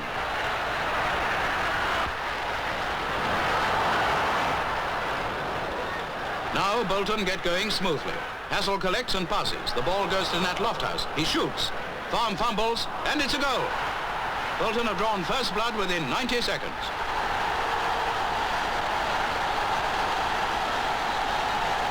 Bolton keep up the pressure, and Blackpool defence seem far from confident now. But Shimwell gets it clear of the goal and manages to force a way through the attackers. Blackpool back, Garrett sends it up to Lofthouse, who shoots, but it hits the upright. In comes Bill Moyer, but he too cannot penetrate the defence. Moyer, Fenton and Goalie Farm scramble for it, but Fenton gets it out of danger. Blackpool swing into action again, and are soon down by the Bolton goal. Stan Morrison has a slam, and in it goes. Blackpool have got the equaliser. Now Stanley Matthews takes over. He passes, but there's no goal this time, as goalie Hansen clears it away and starts a Bolton counter-attack. Eric Bell, who injured his leg earlier on, gallantly struggles after it and manages to pass it back to Langton.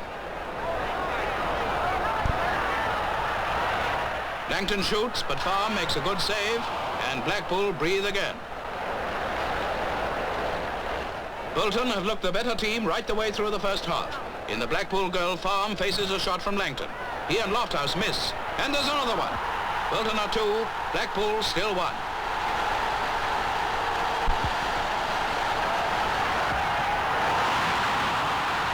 Into the second half, and Blackpool begin to show some of the skill we expect of them. Stan Matthews is after it, and off he goes with a dazzling display that proves he's as good as ever he was. As he centres, Mortensen gets out of the way to let Perry shoot, but it's wide of the net.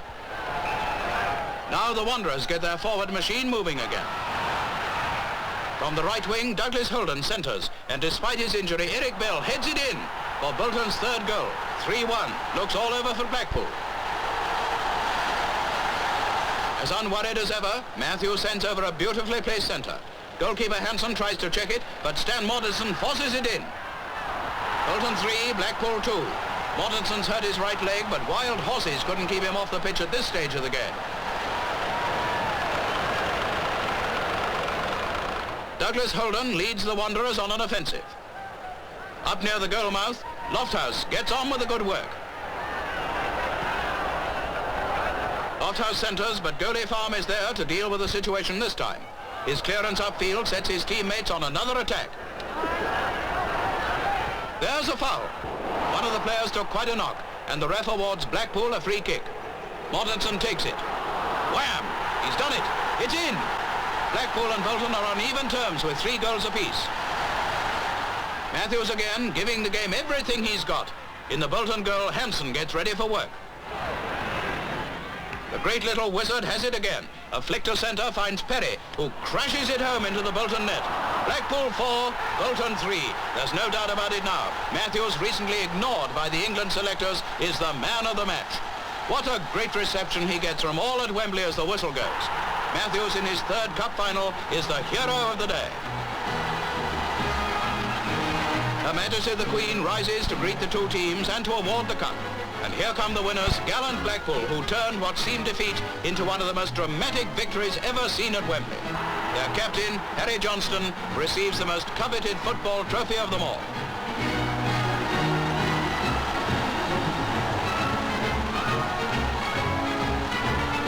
A royal congratulation for Stanley Matthews and a winner's medal at long last are fitting rewards for the most dazzling sportsman in world soccer.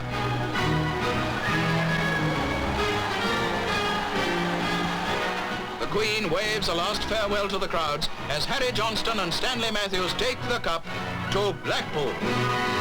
11 men come back to Blackpool to one of the greatest welcomes ever accorded a football team. Yes, they're the Blackpool boys who won the match of the century at Wembley against Bolton Wanderers.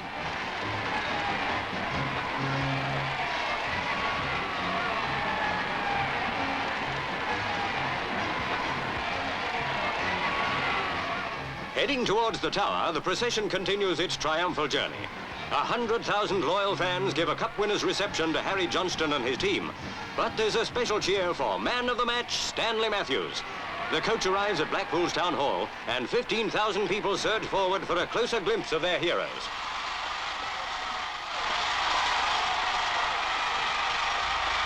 Harry Johnston, complete with cup, is followed by Matthews and the rest of the gallant 11 to the gaily decorated Town Hall, where the Mayor makes an official speech of welcome and congratulates the team on their magnificent achievement.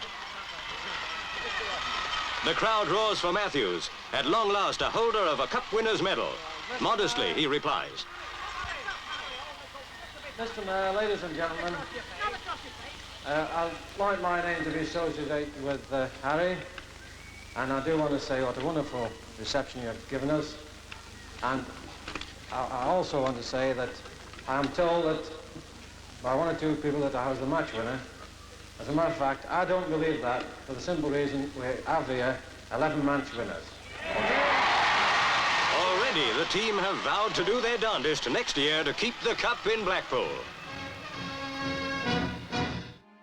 Try as they might, though, it will be their northwest rivals, Preston North End, who made it to the final in 1954. But it was West Bromwich Albion who would triumph in another goal-scoring final. The calendar says it's cup final day, so once again Wembley Stadium opens its gates to 100,000 fans for the highlight of the year's soccer season. It's a clash between two giants of the north, West Bromwich Albion in the striped shirts and Preston North End. Before things get going, West Brom's captain Len Millard meets Arthur Luty the ref and Tom Finney, his rival captain.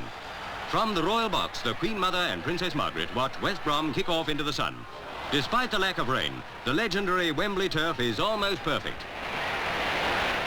Ronnie Allen heads for the Preston goal, but George Thompson easily keeps the net clear. Now West Brom's forwards get moving. Good, down-to-earth stuff, this. Nichols receives, then out to the wing for Lee to take over. Preston's right back Cunningham can't stop the attack and Thompson has to take over again. West Brom, who suffered 5 defeats in their last 7 games, seem to have turned over a new leaf. Certainly they seem to be showing slightly better form than their rivals. During the first half, all-out efforts by both teams' backs blunt many forcing moves. Tom Finney, number 7, lends a hand.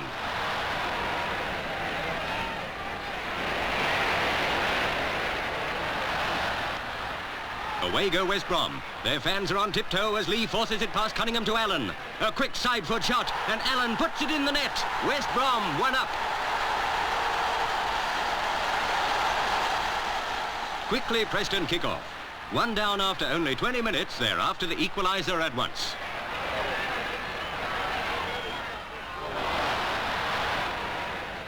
Preston's Willie Forbes centres. Angus Morrison is there, and he's scored. 1-1 now. Both goals within a minute. Back come West Brom to hammer away at Preston's goal. Lee tries the shot, but the defence balk him. The ball goes to Tommy Docherty. Up to Finney. So far, the West Brom boys haven't let the Preston plumber show what he can do. But now, in a dazzling display that recalls Stanley Matthews last year, he's away up the wing.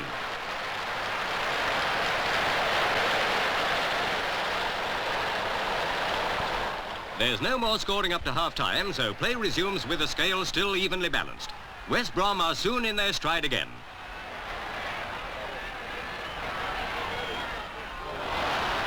Kennedy stops Wayman, and with centre-half Dugdale to help him, fights to clear the West Brom goal area.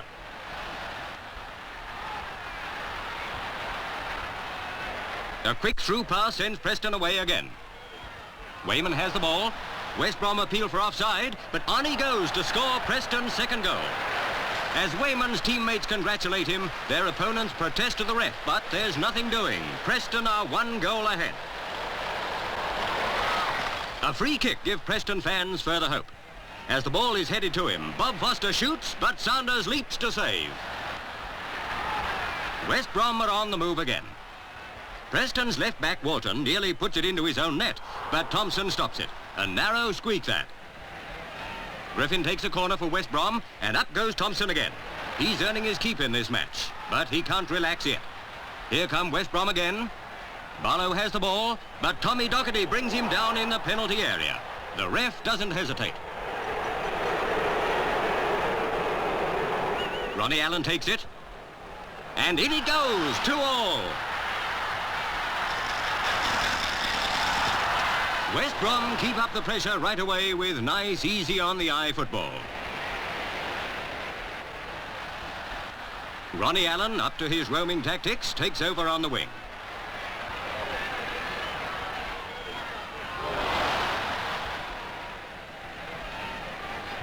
About 20 minutes to go, and West Brom's John Nichols clashes with Thompson.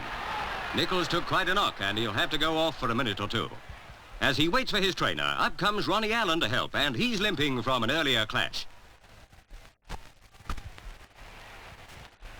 West Brom are still fighting hard and giving Thompson plenty to worry about. Maybe they'd have topped the league if they'd played like this in the last few weeks. Thompson goes back to his goal as Griffin comes racing in. And it's a goal! Not just any goal, but the one that wins West Brom the match with only 2 minutes of play left. In the centre of the field, the two teams meet. Victorious West Bromwich Albion and gallant Preston North End. One last formality remains for Captain Len Millard to receive the cup from the Queen Mother.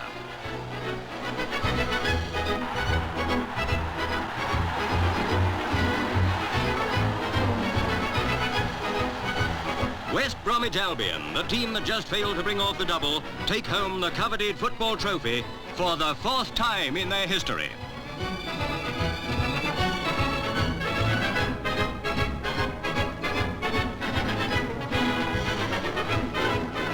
We hardly need to tell you what this is all about, for you don't get crowds like this more than once a year. Yes, it's the Cup, and the victorious 11 who won it bring it back in triumph to their hometown, West Bromwich.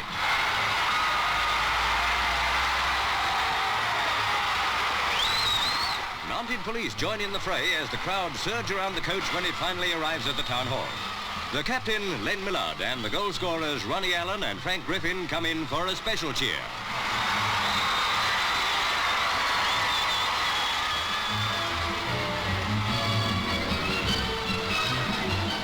Len Millard makes his way to the dais with the cup.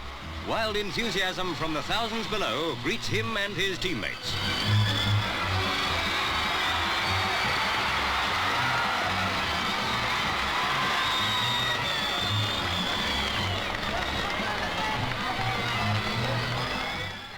Len Millard, who captained West Brom to a 3-2 win over Preston, says he and his boys are determined to bring the cup home again next year.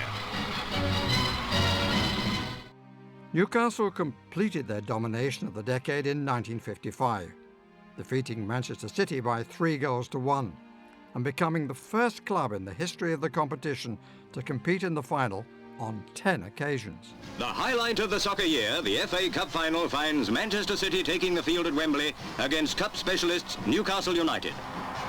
100,000 have come to watch, including Her Majesty the Queen, who is greeted by the Duchess and Earl of Athlone.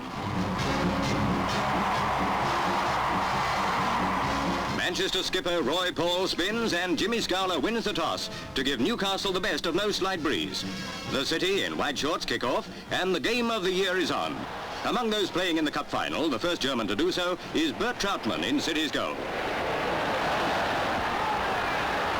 Newcastle press quickly and inside right Jackie Milburn forces City's left back Little to give a corner, all he could do. Newcastle's outside right takes it and the ball sails goalwards. Milburn heads and it's a goal, a beautifully timed header, and within 1 minute from the start Newcastle are 1-up. The City fight back as soon as play settles down again after that dramatic start, but goalie Simpson runs out to lift it from Fagan's head and foil the raid. Newcastle now and their forwards switch positions as they attack down the right wing. Centre forward Keeble, now outside, sends in a nice through pass. White chases, but Paul beats him and slides it back to Trautmann. Princess Margaret is there with the Queen to watch the worst moment of the match. The City's right back Jimmy Meadows is having a tough time marking winger Mitchell. He slips and tears a ligament. He beats the ground with pain as City fans realise that this is no slight injury and that for the rest of the match their team will have to play with one man short. But now those men intend to play. In a spirited attack, Paddy Fagan sends a long cross-field pass to Revie. Back it goes to Barnes as the halves follow up in support. The right half promptly sends it on to Revie again, but now the Newcastle defence have closed in and the raid fails as Simpson gets in and clears.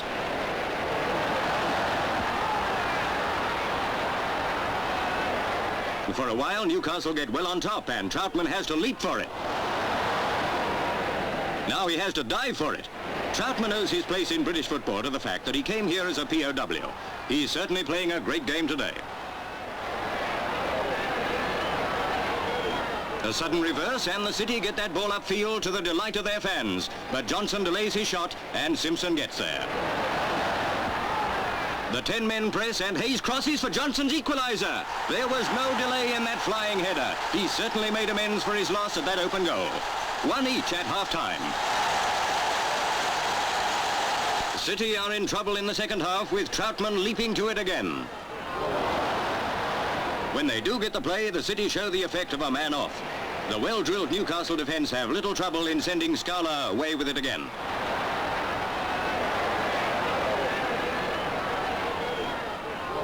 While Trautmann gets ready, White centres and the ever-dangerous Mitchell whips in to receive. He runs it on and scores from an almost impossible angle. So Newcastle have the lead again, 2-1. A pity they're playing a depleted team, for Newcastle are showing up very well. Stocko passes to Casey, who carries on working it upfield as the Newcastle forwards sweep down on the City goal. On the attack, the Newcastle forwards find those open spaces. Mitchell shows superb ball control as he manoeuvres into position. His play is worthy of Matthews himself as he prepares for his shot at goal. Fingertips deflected, but Hannah crashes it home. 3-1. In a match like this, that could be a decisive lead. It was Hannah's goal, but Mitchell made it possible. As 10-man Arsenal did 3 years ago, the City fight back. Casey colliding with Revie is injured and he's on the ground as the battle for the ball goes on, but he recovers later. Back in the City half, Mitchell is on the ball again. Critics call him the man of the match. He centres, but Trautmann runs out and collects. A lovely piece of anticipation. Still Newcastle, and just before the end, a last shot at goal as Trautmann dives, but it goes wide. In the hands of the Queen, the Cup, the most coveted trophy of them all, as Scowler leads his 3-1 winners up to the Royal Box. A great moment for the Newcastle fans.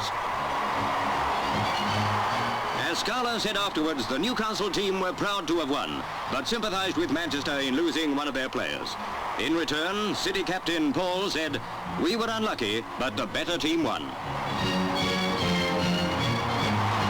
Cup winners 5 times before, Newcastle United have done it again. A fine team, they deserve it. Home with the FA Cup are the Wembley Heroes, and crowds pack the streets of Newcastle to give the team a real hero's welcome. The drive to their football ground at St James's Park is a triumphant procession. A proud moment indeed for Newcastle United, a football club with very humble beginnings on Tyneside. A proud moment too for Captain Jimmy Scowler as he holds aloft the trophy which is known to millions simply as the Cup. More crowds are there to cheer Scowler and his teammates at the football ground. All Newcastle seems to have turned out to show the home side what support they have today. Disappointments are forgotten in this great moment of triumph. One by one, the victorious 11 men are cheered, with a special ovation for popular forward Jackie Milburn as he takes up the cup.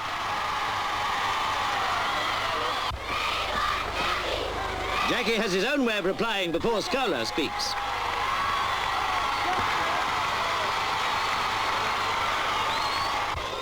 We left Newcastle, shall we say, last Thursday, not Thursday, Thursday week before. And we had no intentions of coming back to Newcastle unless we come back with this cup. Manchester City, like so many teams before them, would quickly have the chance to avenge their defeat, as they won through to back-to-back finals.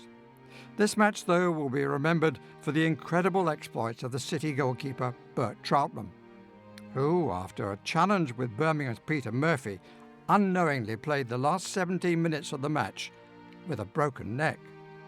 It's the Cup Final, the greatest match of them all. This year, a tale of two cities, with white-shirted Birmingham hot favourites against Manchester, last year's runners-up.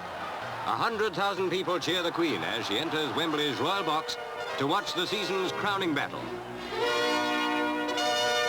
Birmingham skipper Len Boyd tosses with Roy Paul before one-armed referee Alf Bond. Boyd wins and chooses to play with the Sun, so Manchester kick off. Birmingham's inside left Peter Murphy starts an attack which sweeps to the Manchester goalmouth and straight into the arms of Bert Troutman, one of the world's greatest goalkeepers. Now Manchester attack. Don Revie passes to outside left Roy Clark. Clark centres again to Revie, who flicks it back to Joe Hayes. Hayes shoots and it's in.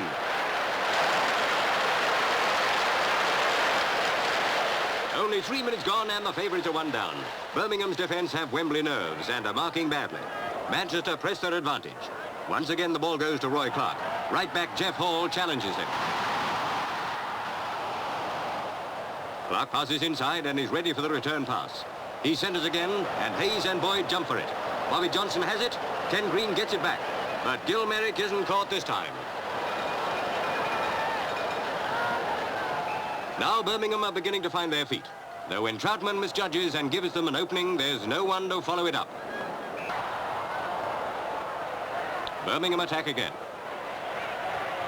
Eddie Brown to Noel Kinsey, who bangs in the equaliser.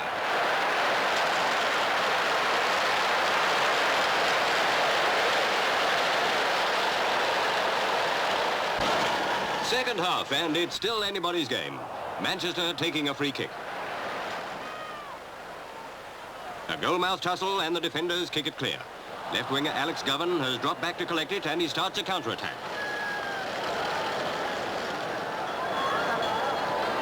Troutman dives at Eddie Brown's feet and takes it away. Minute by minute the tide is turning. And now Manchester City are in possession most of the time, weaving skillfully through the Birmingham defence. Bobby Johnston pushes through to Joe Hayes, but goalie Gil Merrick manages to stop the rush. Bobby Johnston again. He kicks to Jackie Dyson, and Merrick's beaten, but Jeff Hall clears it. Left winger Roy Clark centres again, and Merrick makes a double save. Don Revie leads another Manchester attack. Revie, who wasn't in the team till 4 hours before the kickoff, is proving a tower of strength as centre forward. His attack gives an opening to Jackie Dyson, who shoots, and it's a goal.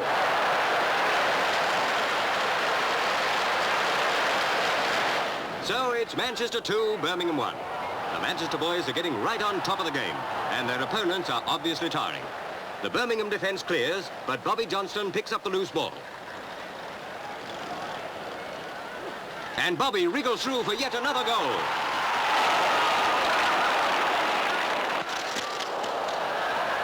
Manchester 3, Birmingham 1. Birmingham counter-attack desperately, but Bert Troutman pounces like a cat. And again. But what's happened? Troutman's down. He's injured. Teammates help Troutman to his feet. He tells the trainer he's all right, but the crowd can see his neck is hurting badly. Manchester don't want to give Birmingham a chance to worry the injured goalie. Birmingham rally their remaining strength for an attack. Over Dave Ewing's head, and Troutman's game as ever. Injured or not, he's determined to pull his weight. He's up, and Birmingham's Eddie Brown makes sure he's okay.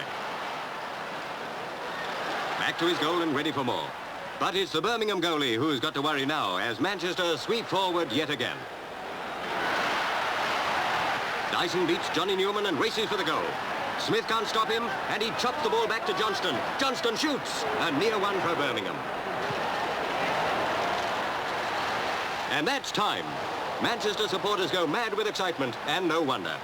United hold the championship, and now City have the cup. A spectacular double, magnificently earned.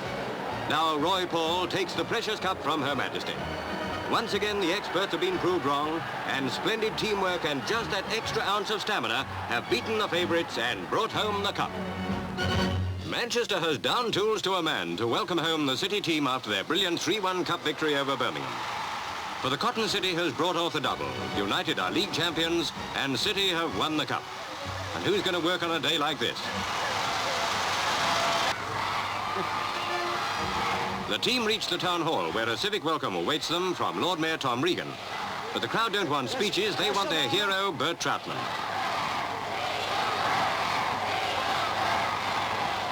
Bert can't get a word in either. Quiet, quiet, quiet. Quiet!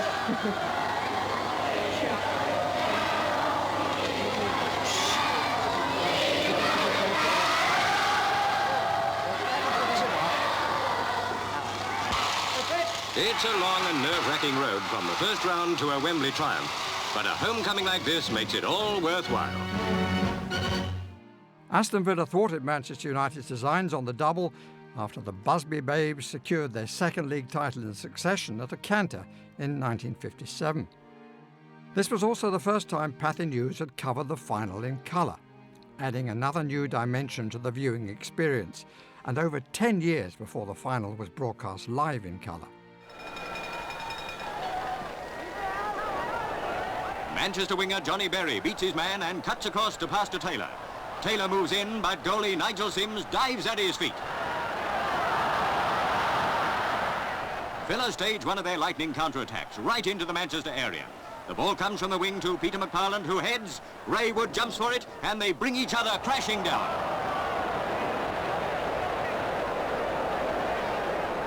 Both men seem to be in pain. Referee Frank Holthurst calls for the trainers. McParland's only shaken, but Wood's taken a really bad knock. He has to leave the field on a stretcher. With only 7 minutes gone, the worst possible luck for Manchester United. They battle nobly on and try to start an attack, but it's heavy going with only 10 men. Jackie Blanchflower takes over at goal, and the Villa soon give him plenty of work to do. But McParland's shot misfires. Crowther beats Bobby Charlton, races on to meet Edwards, and he's beaten him too. Danger for Manchester again, but Jackie Blanchflower's playing as though he'd been in goal all his life. Tommy Taylor has it, and Manchester are on the move. No sign of Wembley nerves about these boys. In spite of his injured jaw, Ray Wood's back in play, taking the right wing for the time being. To help him out, Manchester concentrate on the left till he finds his feet. But their attack is handsomely held by goalie Sims. Villa skipper Dixon loses it to Bill Whelan, and Roger Byrne gets it away.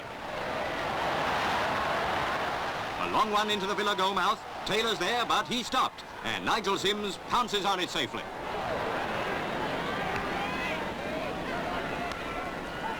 Half-time and no score either way. Everyone in the huge Wembley crowd, from the Queen to the oldest fan, is tense with excitement. As Villa kick off for the second half, it's still anybody's game. For the first few minutes, Ray Wood is off the field again, and Villa's extra strength carries them forward.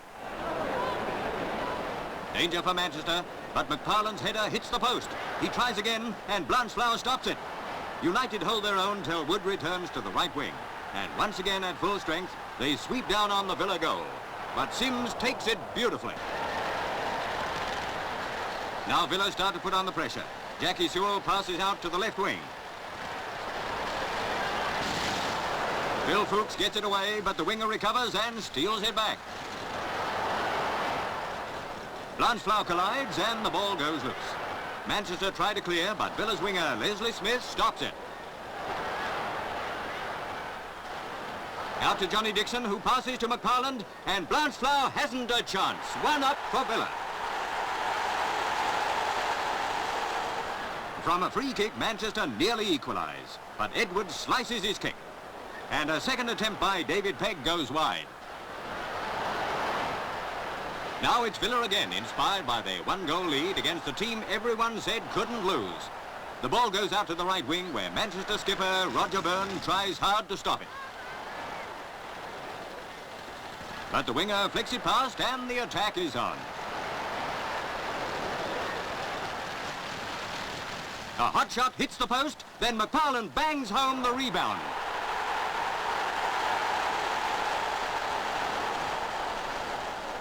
Villa's supporters go mad with joy, but Manchester haven't given up the fight. They succeed in forcing a corner, and from Tommy Taylor's header, Sims concedes another. Into the centre, and it's the same again. Duncan Edwards takes it. And Taylor finds the net. A well-deserved consolation prize for Manchester United. But that's how it stays, and it's skipper Johnny Dixon who leads victorious Aston Villa up the steps to the Royal Box.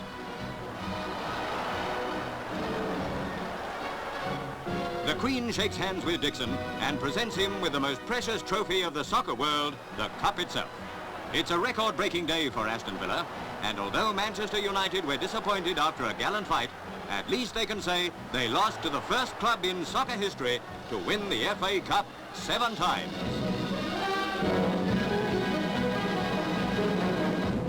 It was the day Birmingham fans had waited for since 1920. Villa were home with the cup, on top of the world again after a generation in the soccer doldrums. Probably 100,000 enthusiasts cheered the victorious players on their way from the station to the civic reception at the Council House.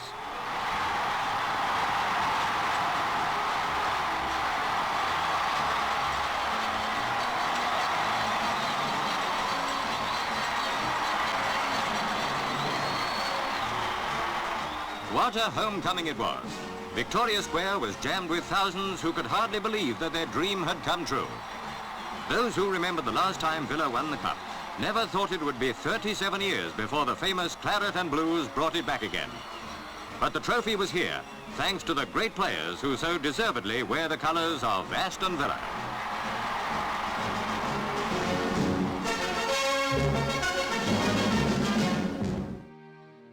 The 1958 FA Cup final was overshadowed by off-pitch tragedy. The Munich air crash of the 6th of February and its aftermath overshadowed the whole of football. However, Manchester United did compete and, to the delight of the nation, progressed through to the final after beating Fulham 5-3 in an epic semi-final.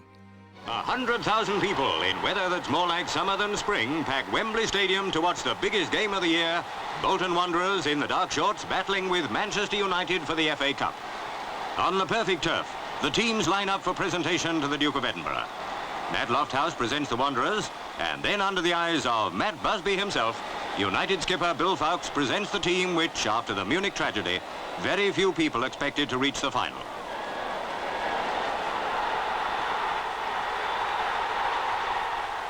United kick off with the sun but against the wind.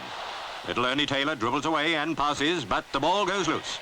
Bolton right back Roy Hartle clears and Ray Parry passes it on. Goalie Harry Gregg jumps and nearly loses it. Bolton winger Douglas Holden kicks upfield. Parry heads and Gregg misses, but sends it for a corner, a near one that.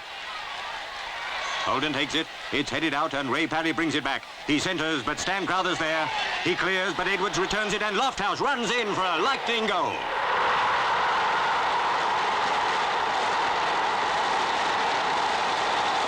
Less than 3 minutes play and Bolton are 1 up already. United are shaken, but they try to hit back. Colin Webster, who's changed over to the right wing, bulldozes his way through towards the Wanderers' goal. He centres, and this might be it. Bolton attacking again, but Dennis Stevens comes to grief. Free kick against United. In it comes. Greg jumps, but he's down. And there's a nasty moment for United before Ronnie Cope gets it away. Bobby Charlton beats Higgins. Taylor shoots. And a beautiful save by Eddie Hopkinson. United are soon sweeping back to worry him again, but nothing seems able to pierce that Bolton defence. Back and half-backs work smoothly together, and the Manchester attacks break against them like waves against a rock. And time and again, defence turns into attack, but Harry Greggs found his form and holds them off. So the second half starts with Bolton still only one up, but pressing hard and giving Gregg little peace. The Wanderers' experience is telling over United's enthusiasm, and Manchester seem to be finding it difficult to work as a team. Brilliant individual efforts peter out through lack of support. Now Bolton winger Birch has it, but Alec Dawson, switching wings again, gets it away. Dawson to Charlton. Charlton passes.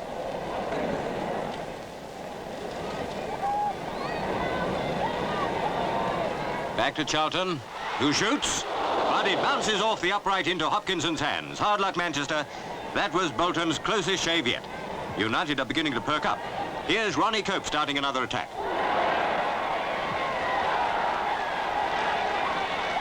But the Bolton defence holds. Up the Manchester end again with Bolton moving in fast. Dennis Stevens shoots. Greg parries, but Nat Lofthouse charges in, and there's Bolton's second goal.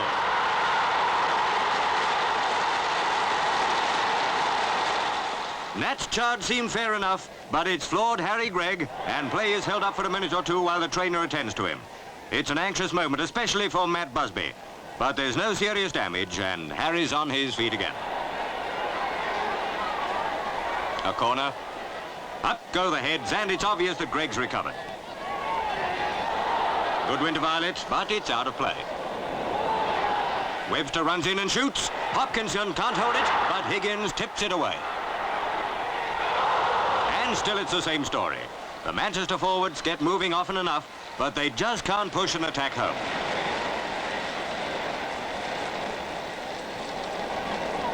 And again. Bolton attacking on the right wing. But this time it's the Wanderers who miscalculate. Hello, Stevens has been knocked out by a collision with Webster.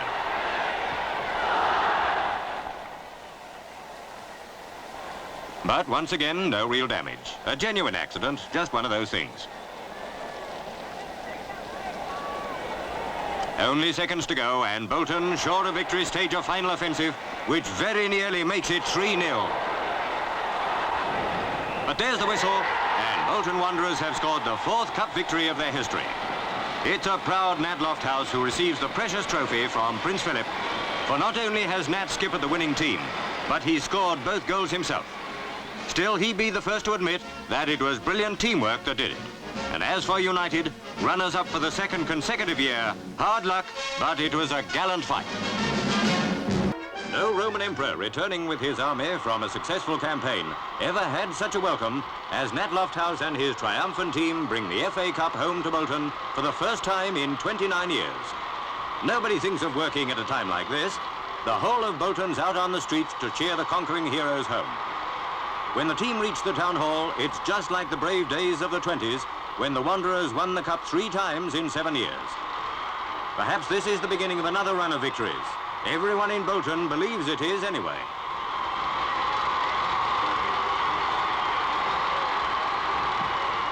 It's some time before skipper and champion goalscorer Nat Lofthouse can make himself heard, but Nat doesn't give up easily.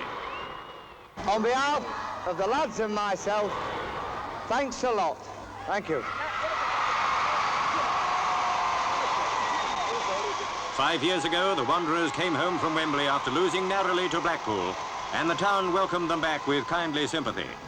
No need for sympathy today. Forest and first-time finalist Luton Town brought to a close a decade often referred to as the golden age of the FA Cup. And you can see why. Stars like Matthews, Lofthouse and Milburn, incredible stories like Troutman's injury, the Busby Babes, and United's amazing FA Cup run after Munich in 1958, and much more besides. All help to explain why this tournament is held in such high esteem. Wembley and sunshine was the perfect stage for the greatest game of the year. The Duke of Edinburgh, newly home from his world tour, greeted the finalists Luton Town and Nottingham Forest. There was an atmosphere of excitement such as only the cup final produces. 100,000 people saw Captain Sid Owen and Jack Burkett exchange banners under the eye of Her Majesty. Luton kicked off, playing from right to left, wearing light shirts. From the start, Forest seemed much more at home in the great stadium, taking the ball into the Luton goal area. Quigley got in a shot which Ron Bainham was lucky to clear at the second attempt. At the other end, a Luton attack was foiled by left half Jack Burkett. In goal, Chick Thompson showed signs of Wembley nerves, but Burkett cleared. Forest centre-forward Tommy Wilson cleverly put the ball out to his wing. Stuart Imlach passed it right, and it was in the net. Notts were a goal up in 10 minutes. What a wonderful start. An early goal is a great tonic in any match, nowhere more than in the cup final. Notts attacked again. Before Bainham knew it, Wilson headed the second goal. No wonder Forest were jubilant. In 14 minutes, they were 2 goals up, and they didn't intend to rest on their oars. Dwight was tackled by right-back McNally. To Nottingham's dismay, he was put on a stretcher. So, after little more than half an hour, Forest were reduced to 10 men. Wembley Cup final history was indeed repeating itself. Now, if ever, Luton had a chance to draw level. They put on the pressure, and Forest were lucky to escape at the expense of a corner. This was the most anxious moment Billy Walker's men had had so far, but they survived till half-time. Forest supporters were in high fettle when play was resumed and Forest kicked off. They led 2-0, but it was noticed that Roy Dwight was still off the field. He was out of the match with a broken shin bone. But Nottingham weren't content with defence. Straight away they attacked, and Luton goalkeeper Ron Bainham had to clear. It was only a brief respite. Forest, inside left Billy Gray, began another attack. Centre-forward Tom Wilson headed to Imlach. It brought no reward, but it did show that the depleted Forest were as full of fight as ever. The question was, could they keep up the strain? Luton, outside left, Tony Gregory made ground and put the ball dangerously into the middle. A Luton header was intercepted, fortunately for Forest. Is the leadership okay, Monty? Notts goalkeeper Chick Thompson saw danger coming on the Luton left. Centre-half McKinley conceded a corner. Left-back Ken Hawes put the ball across the goal, and left-half Dave Pacey beat Thompson with a great shot.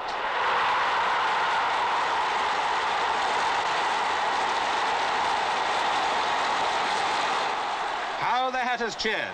Only 1 goal behind now. It put new heart into Luton. Thompson saved, Bingham robbed MacDonald, only for Pacey to shoot wide. Again Bingham centred. Great chance for Luton here, but again Chick Thompson got the ball away. The whistle went for time. Nottingham Forest had won the cup. Skipper Jack Burkett led his team of 10 men to the Royal Box. It's 61 years since Forest won the cup before. What a triumph for him and his brilliant team, but what a tragedy that Roy Dwight wasn't there to receive his medal. To win the cup is a great feat at any time. To win with 10 men is an epic achievement.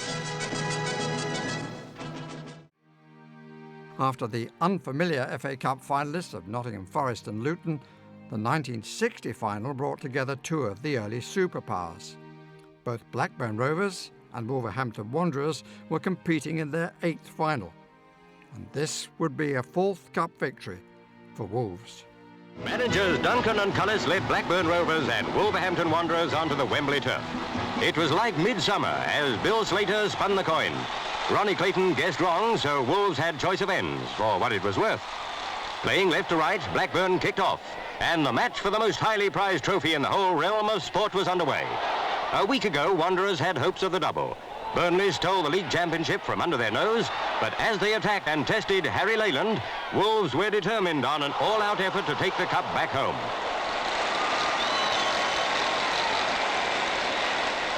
A header by Broadbent went over the bar. Narrow escape for Blackburn. Rovers inside right, Peter Dobing, soon showed the form that makes him an under-23 international. He seemed to have a scoring chance, but Finlayson cleared. It was evident that it would have to be a very good shot indeed to beat the Wanderers goalkeeper on this afternoon's form. Leyland saved cleverly from Des Horn, Wolves South African outside left. After 41 minutes came tragedy for Blackburn. Their left half, Mick McGrath, put through his own goal.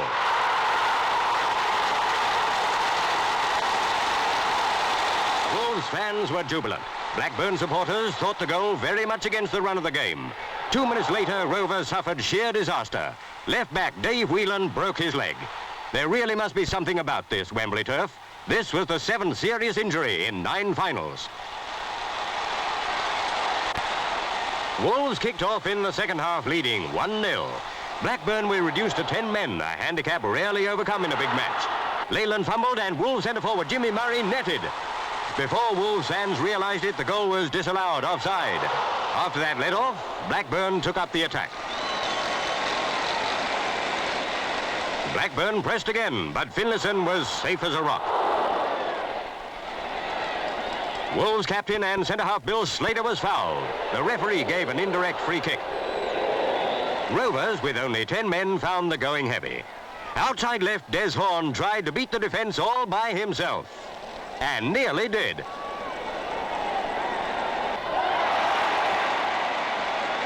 Now Dealey had a try and scored.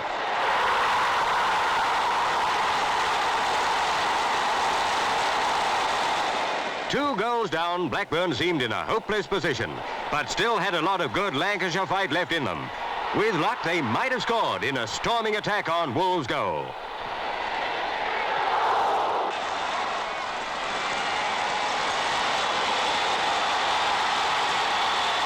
The irrepressible Dealey was the biggest headache that Blackburn goalkeeper Harry Leyland had in this phase of the game. And what a headache. The little winger now got Wolves' third goal. At the final whistle, Dealey deserved his congratulations. Wolves had won 3-0, and Bill Slater led his men, a proud captain indeed, to the Royal Box. From the Duchess of Gloucester, he received the cup. Footballer of the Year, Bill Slater, had now achieved a captain's highest ambition. Congratulations to this wonderful club, Wolverhampton Wanderers. And so say all of us, was the verdict of Wolverhampton people when their heroes brought the cup home next day. It was cheers all the way from the station to the town hall. 11 years ago, Billy Wright came back with the trophy, and this makes it the 4th time Wolves have won it.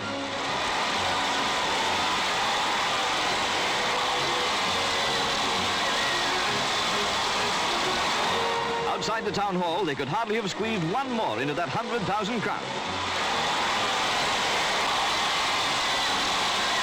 This is the year in the footballing life of Bill Slater, a triumph at centre-half, an inspiration as captain. Bravo, Slater and his Wonder Wolves.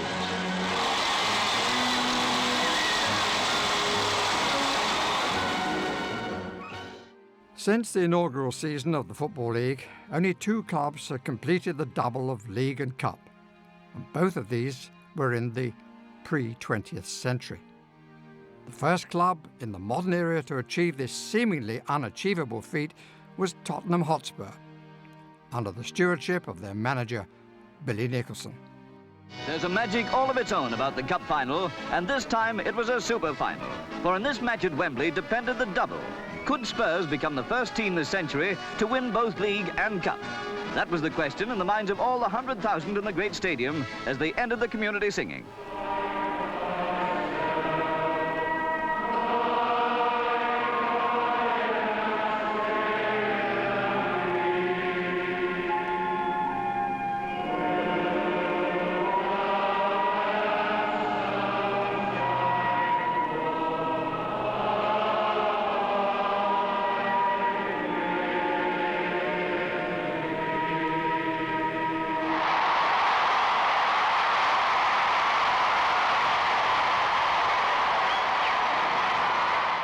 preliminaries over, the teams took the field.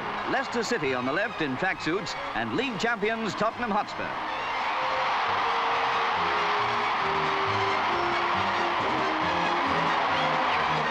City's captain, Jimmy Walsh, presented his team to the Duchess of Kent, who was deputising for the Queen.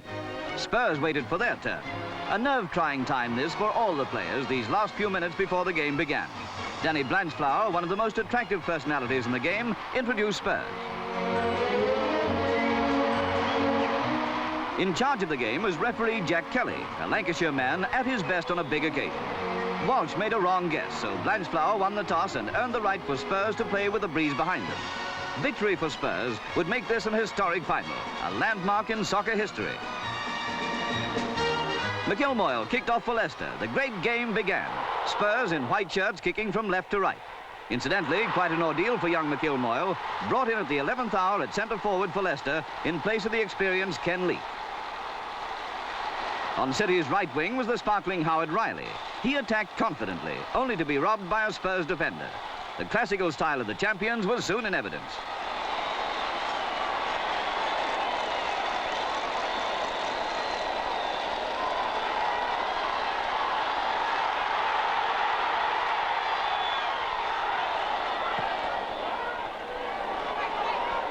A well-placed centre found White, but the inside left shot over. Allen tried his luck with no better effect.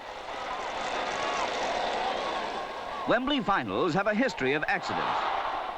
Spectators feared the worst when Spurs right-back Baker fell and lay still. The 100,000 were relieved a few moments later when it was seen that he was not seriously hurt. For 7 finals have been marred by injuries since the war. And then, to everyone's dismay, Leicester's right-back Chalmers was on the ground writhing in pain. He was a passenger till late in the game when he went off altogether. Could any team, even Leicester on top form, possibly hold Spurs with only 10 men? Meanwhile, Dyson shot tamely. Officially outside left, Dyson was evidently enjoying himself on the right. He passed to Jones. A goal! To Spurs' dismay, referee Kelly ruled it offside. Though spirited attacks were made by both teams, neither defence was penetrated. The scoreboard remained blank when the whistle blew for half-time, signal for the guardsman to take possession of the field.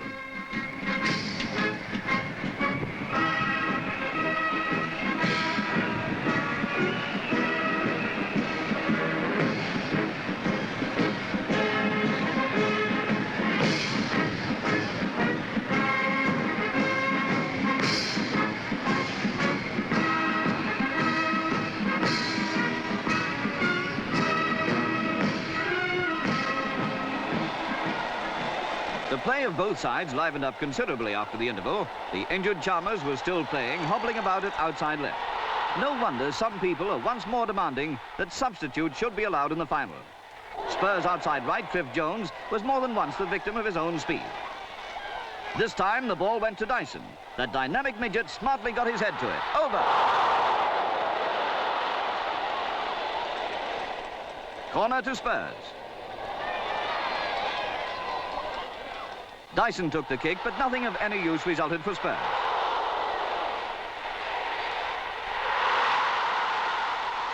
Leicester's fighting spirit won admiration everywhere. Thousands began to ask how the game would have been standing at this stage, but for Chalmers' injury. Suddenly, Bobby Smith seized his chance. Goal! For Spurs, that goal was just what the doctor ordered. Again, they attacked.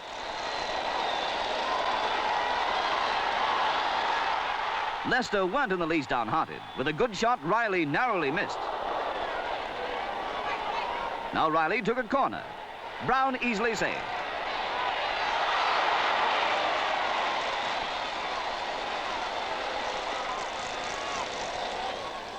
An anxious moment in the City's penalty area.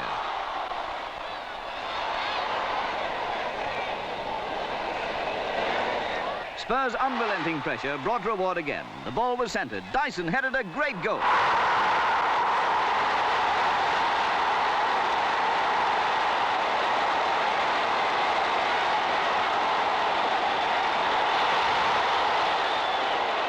And still, Leicester were undaunted, though they were 2 goals down with a very slender chance indeed of drawing level.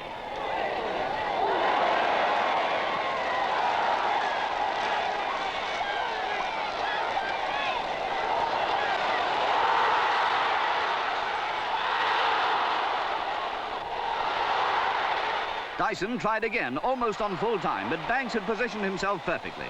And there it was, the match win. Spurs had won the cup 2-0.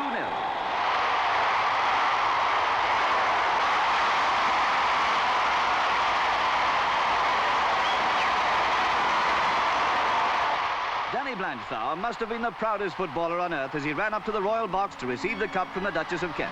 Spurs had won the fabulous double. In recent years, Wolves, Albion and Manchester United have all come within an ace of it, and all have failed.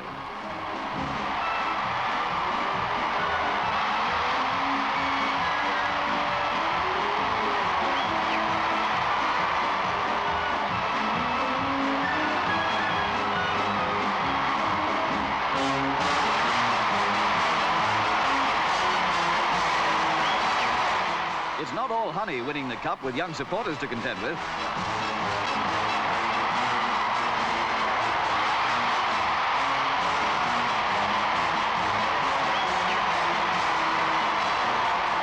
For Jimmy Walsh and his men, there were only losers' medals. But what a game they'd played. Sumpoil.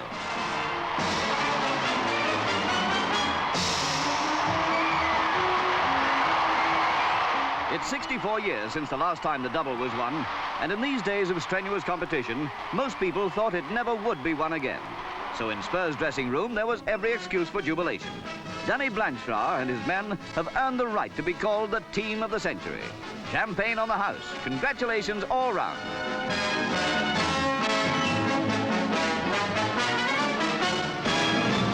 They reckoned that fully 100,000 people turned out to welcome triumphant Tottenham Hotspur back home with the FA Cup. That's enough for any other team. But Danny Blanchflower's Super Spurs brought back the League Championship Cup as well.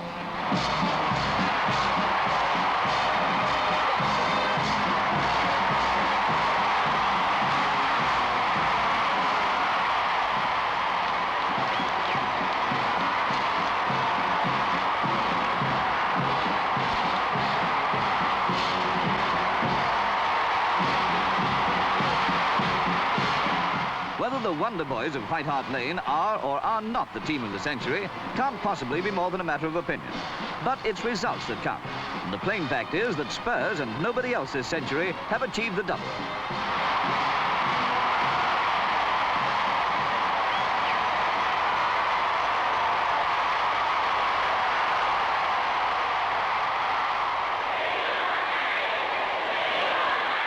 The mayor and mayoress of Tottenham were at the town hall to do the honours on behalf of a borough bursting with pride. Danny held the cup, the mayor the other one.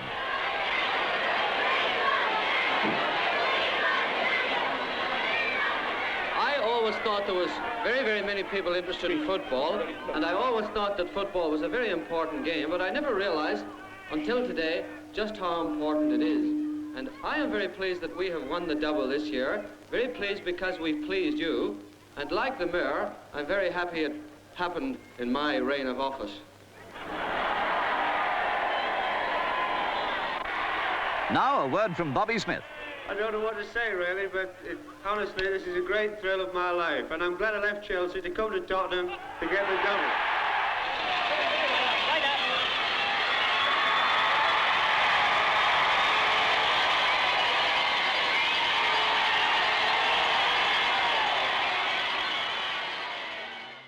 Not content with winning the double, Tottenham returned to the Twin Towers a year later to claim back-to-back trophies.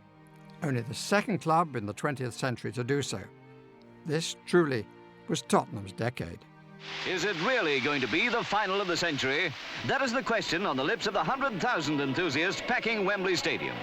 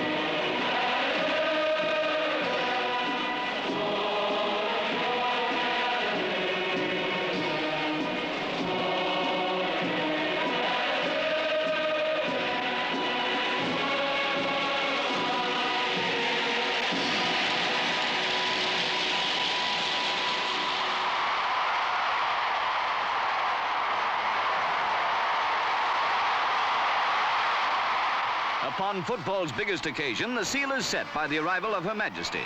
Her cherry red ensemble very much taking the eye.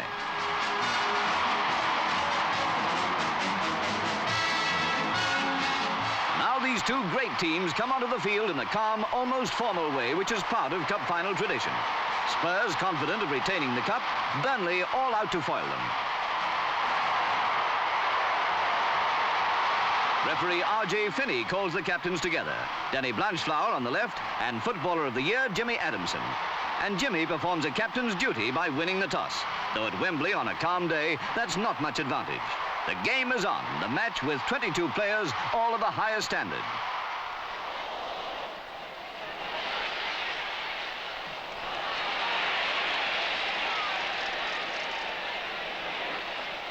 What a dramatic start. The game is only 3 minutes old when, from the head of Bobby Smith, the ball is at the magic feet of Jimmy Greaves. He half loses control, regains it, and flashes it into the net.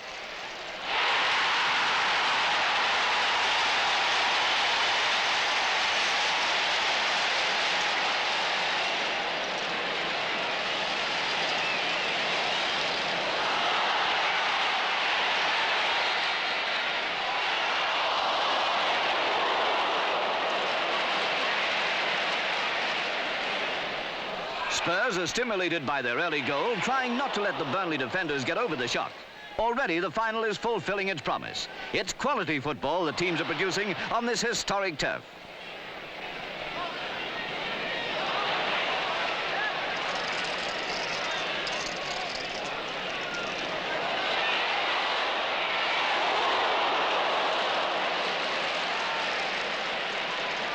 As the first half progresses, both goals have narrow escapes. The brilliant forwards of each team make dangerous attacks, but get the ball into the net, they cannot.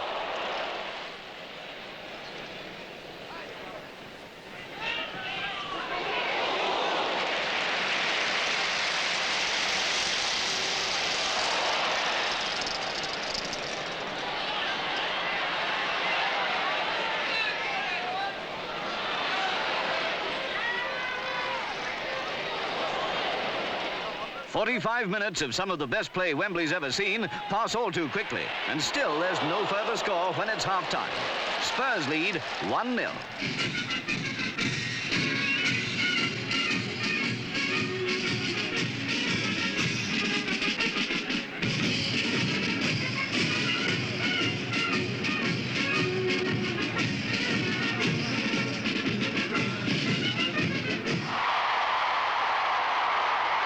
The teams come onto the field. Spurs on the right.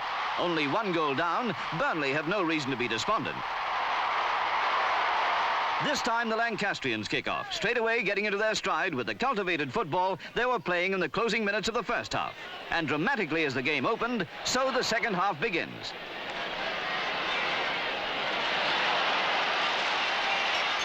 Slow motion lays bare action which was almost too quick for the normal eye to follow. Burnley left winger Gordon Harris passes to Jimmy Robson. Between Brown's feet, it's in the net. Burnley have drawn level. Now it's anybody's match.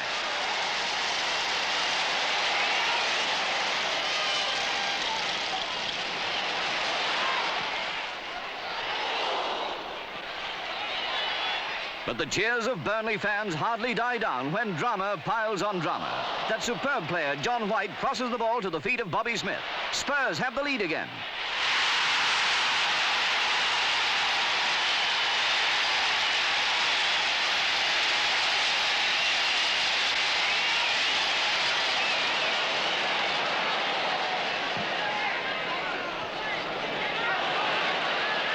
Burnley show their class and fighting spirit by refusing to be downhearted by that Spurs goal. There are still 40 minutes of play left. More than time for them to equalise and then go on to win, if fate is kind. But there's no flagging on the side of Spurs. The lightning feet of Cliff Jones spell danger for Burnley. But this time, fortune favours the Stars of Lancashire. And so it goes on. Brilliant play from which more goals could easily emerge at any moment.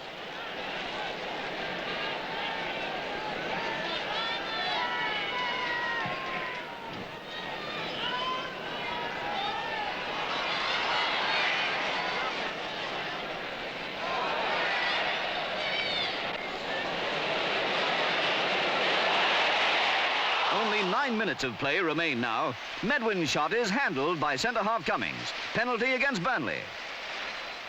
Blanchflower himself takes the kick.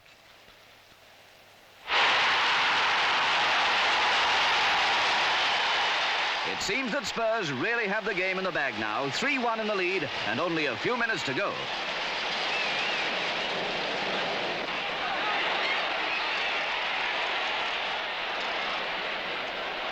It's all over. Spurs have won 3-1. For the second year running, Danny Blanchflower has the honour to lead his cup-winning team up to the Royal Box. Her Majesty congratulates him, returning to the keeping of Tottenham Hotspur, the most coveted of all sporting trophies. So Spurs equal the record of Newcastle United, the only other club to win the cup twice running this century.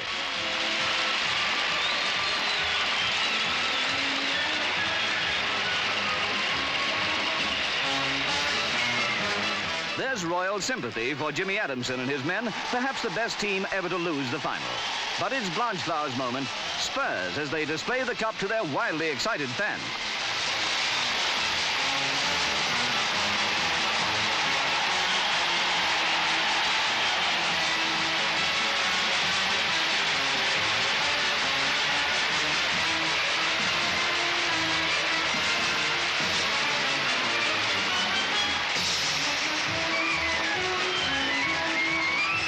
In the dressing room, it's champagne all round.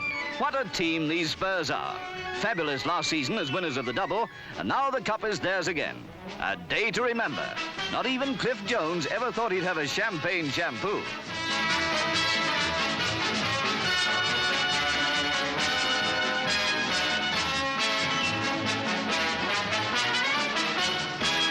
A bus with a load of heroes, cup heroes, Tottenham Hotspur riding back with a trophy. The route from Edmonton Town Hall to Tottenham Town Hall. The fans and mascots out in force.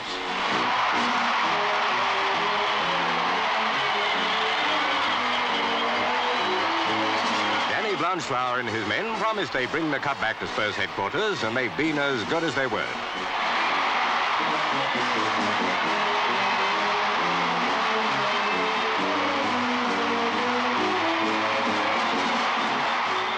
The open-top bus was hired from Brighton. There aren't any left in London. It was all they could do to move it as it neared the town hall.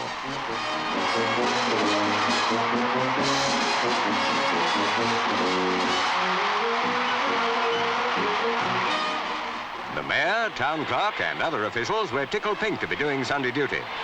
These amazing Spurs, the double last year, now the cup for the second time running. Manager Bill Nicholson deserves a lot of the credit. Tottenham's proud of them all.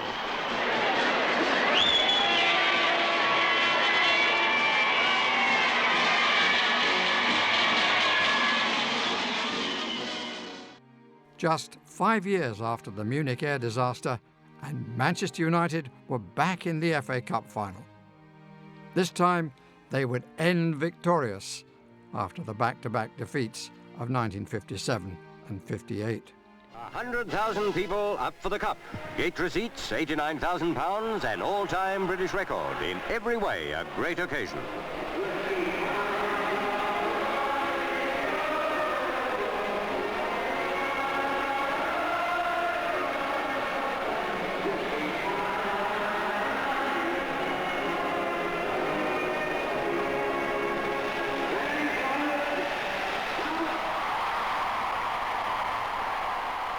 It's Leicester City who have won through to the final by sheer teamwork against Manchester United, that galaxy of stars who have often disappointed but who today believes their renowned manager, Matt Busby, on the right, will dazzle the football world.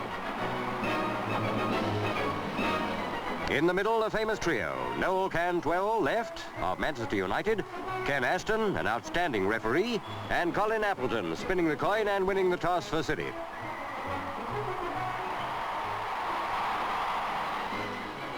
David Hurd kicks off. Manchester United in red shirts, Leicester City in white. The cup final has begun.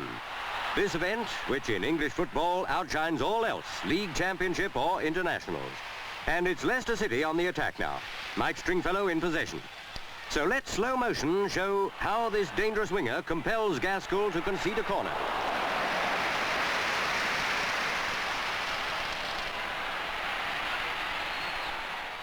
The corner is taken from the right, and again the action is emphasized by slow motion.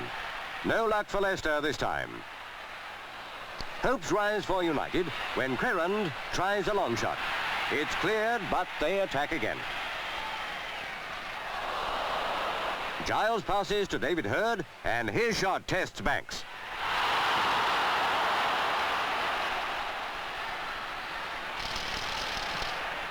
These Manchester United stars seem to be clicking at last. Banks must think so anyway. But Leicester show their genius for turning defence into attack. United's tough left half, Maurice Etters, almost gives Stringfellow a scoring chance. And once more, the Manchester defenders escape by the skin of their teeth.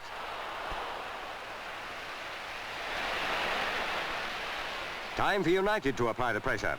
Crerand spots that inside left Denis Law is well placed. Just watch how that Scottish wonder turns the pass to complete advantage.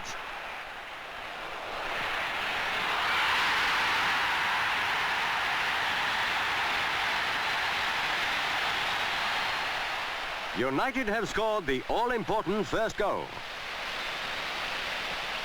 Law's on the warpath again. This time it seems incredible that City's goal can escape. Yet it does.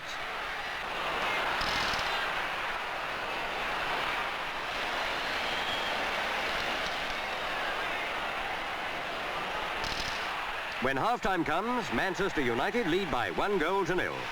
Time now for the massed bands of the Royal Marines.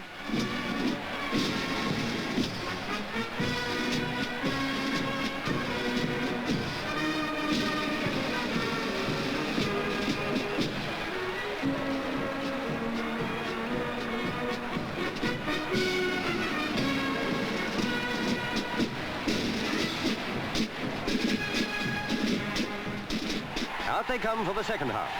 United's 1-goal lead is useful, but by no means commanding. And as Leicester kick off, they set out to demonstrate that it's anybody's game.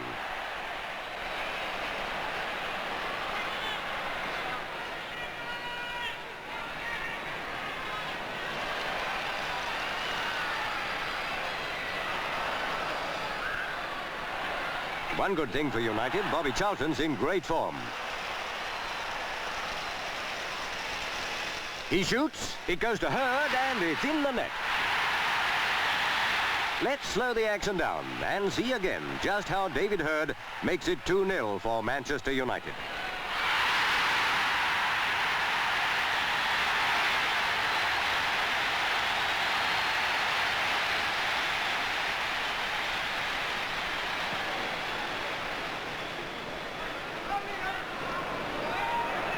Leicester City really must do something now if they're to pull the game out of the fire.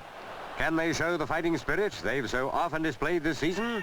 It's now or never.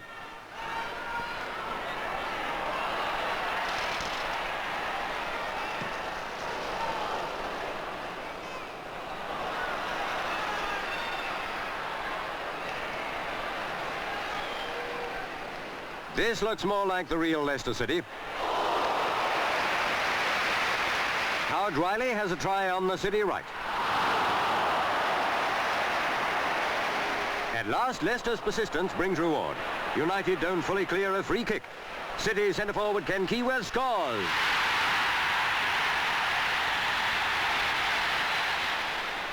Only one behind now. Leicester could save the game and, with a bit of luck, even win it.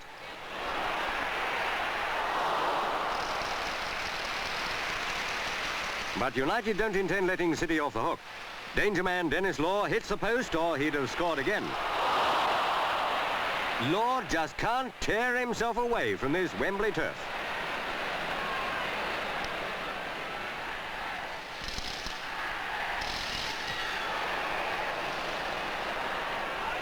On his feet again, Law initiates another attack.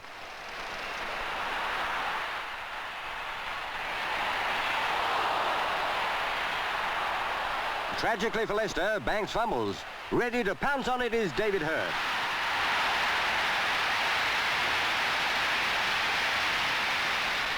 Slow motion lets us see it again perfectly. In fact, almost makes it look easy.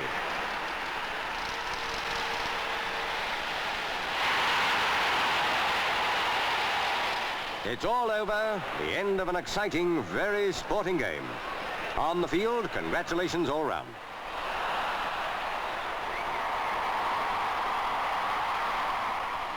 United's captain, Noel Cantwell, leads his men up to the royal box. For them all, it's the fulfillment of an English footballer's ambition, the cup and a cup medal. Incidentally, it's a moment of triumph for their manager, Matt Busby, proof that he has most successfully rebuilt United. We shall never forget the Munich air tragedy.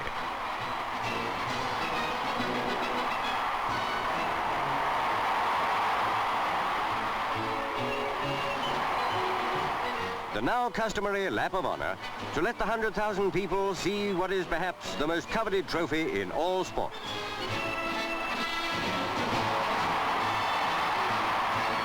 Albert Cricksall being vocal.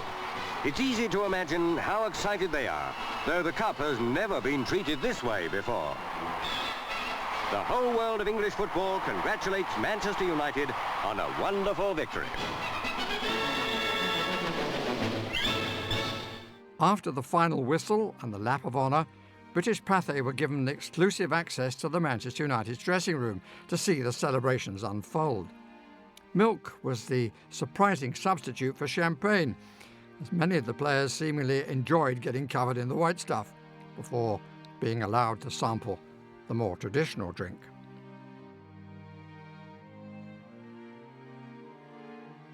For the first time in 15 seasons, a second-tier team made it to the final. Preston were in their first final in 10 years. West Ham's wait had been even longer, 41 years. But it was the Hammers who entered this contest as the clear favourites. In the Wembley tradition, Frank Ray mounts the rostrum to conduct a 100,000 cup final crowd in community singing.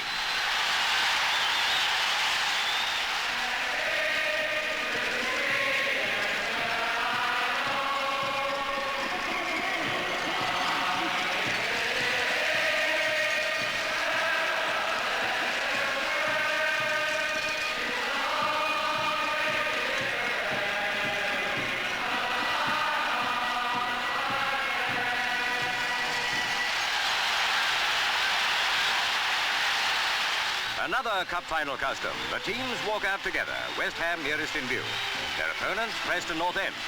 This is the biggest day in the English football year, the match for the FA Cup. And today it's London versus Lancashire, with West Ham favourites. Except, of course, in Lancashire. Each team includes one youngster, 18-year-old John Sissons for the Hammers, and for Preston, an even younger player, Howard Kendall, only 17, and youngest ever cup finalist. Nobby Lawton, Preston, and West Ham skipper Bobby Moore beat referee Arthur Holland. The official spins the coin, and it's a good start for West Ham. Moore wins the toss. For Preston, Alex Dawson kicks off. Luckily for Preston, left-back Jim Smith is first to the ball, and the Northerners look dangerous. Now see in slow motion how Jim Standen, in the West Ham goal, is equal to the occasion.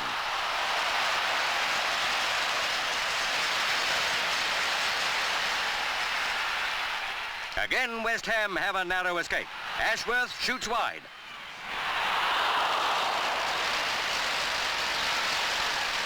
That stings the Londoners into retaliation. Inside left, Jeff Hurst is tackled by Tony Singleton. Kelly save. Again, it's Preston with outside left Doug Holden menacing West Ham.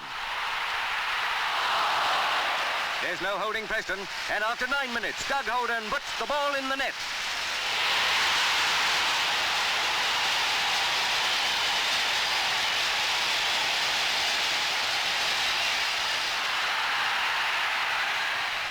We'll look at it in detail, in slow motion, which is football as it would be if the players had all the time in the world.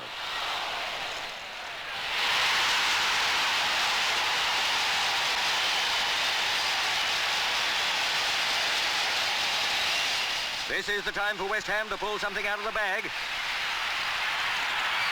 A good pass finds John Sissons, and it's the equaliser.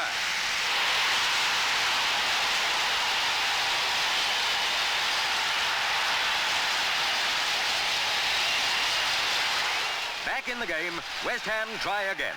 But Geoff Hurst's header is well saved.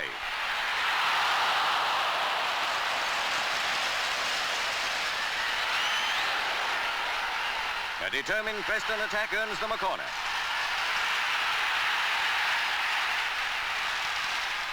Holden places the kick well. Jim Stanton only partially clears. Preston skipper Nobby Lawton just misses.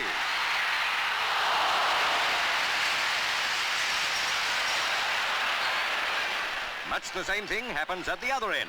Braybrook heads, and then Johnny Byrne is high, wide, but not handsome for the Hammers.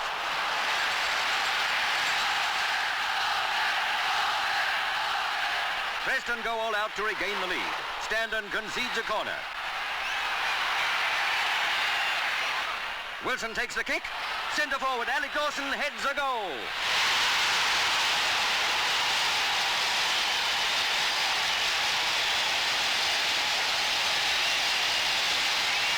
Preston lead 2-1. Bring on the Guard band.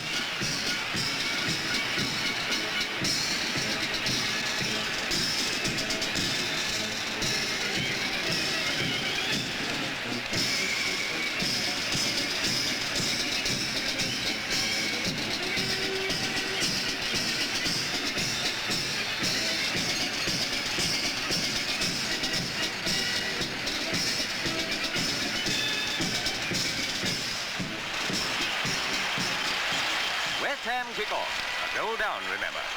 It's a safe bet. They've had a pep talk during the interval. Anyway, they lose no time, showing the fighting spirit that got them into the final. Outside right, Peter Braybrook is challenged by Jim Smith. Not quite successfully. A corner for West Ham. Braybrook's kick is just what the Hammers ordered. Centre half Ken Brown is there. Not quite on target. Geoff Hurst does better. And yes, sir, Alan Kelly just fails to keep the ball out. That all happened so quickly. Let's see just how West Ham scored the equaliser. Obviously time for West Ham to go into a huddle.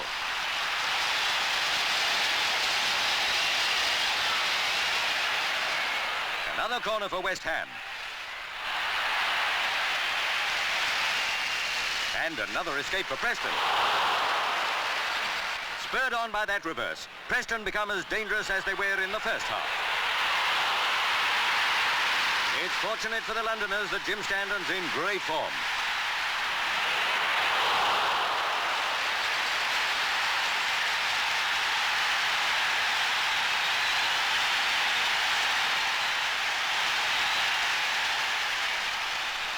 This looks like developing into a goalmouth scramble, which West Ham will do well to survive. Preston centre forward Alex Dawson finds Stanton unbeatable.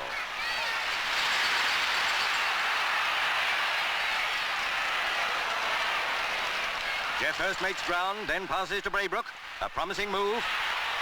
We'll follow it in slow motion.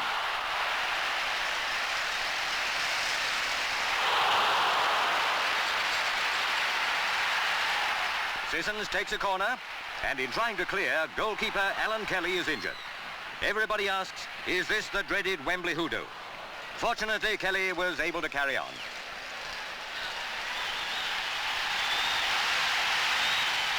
And almost in the last seconds of the game, West Ham inside right Ronnie Boyce heads into the net.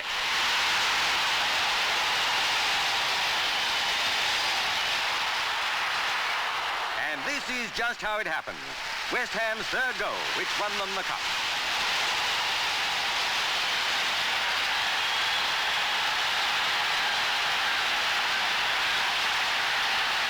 Johnny Byrne starts a one-man training session.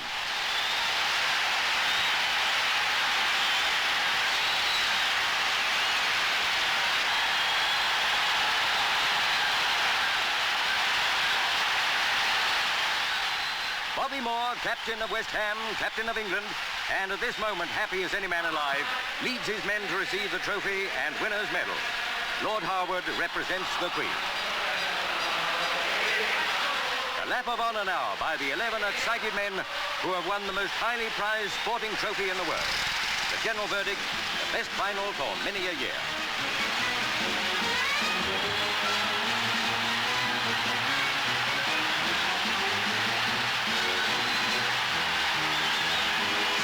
serve them right as their best girls walk out on them.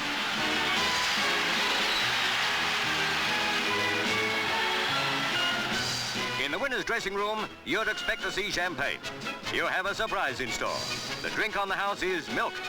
If that's their choice, nobody can say they don't thrive on it. This must be the first time the FA Cup has been so misused.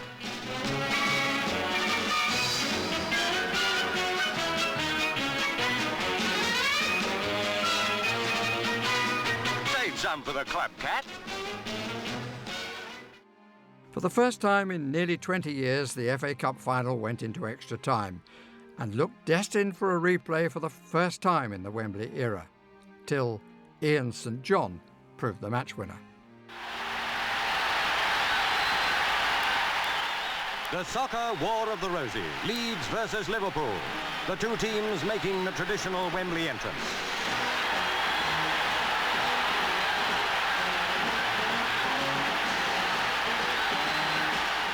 Leeds were on the left, immaculate in white.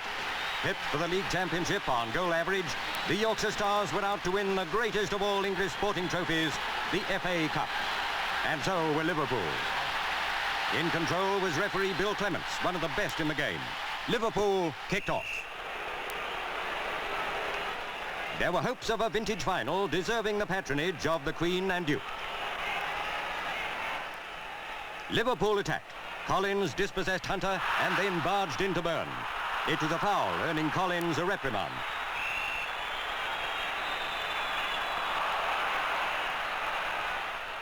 It wasn't known at the time, but Byrne's collarbone was injured. For Liverpool, it was a free kick. And here in slow motion, we see how Leeds got out of danger. When Leeds took up the running, right back, Paul Reaney was prominent. And it could have been dangerous to Liverpool if goalkeeper Lawrence hadn't been on the alert.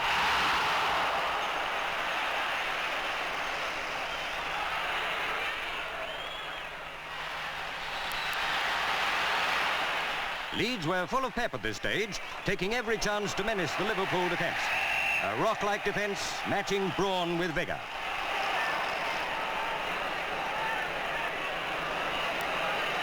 Centre-forward St John passed to his right winger with the result that the Leeds defence had to concede a corner. It brought no satisfaction to the Liverpudlians. Goals just wouldn't come to either side, and by now the rain had added to the players' difficulties.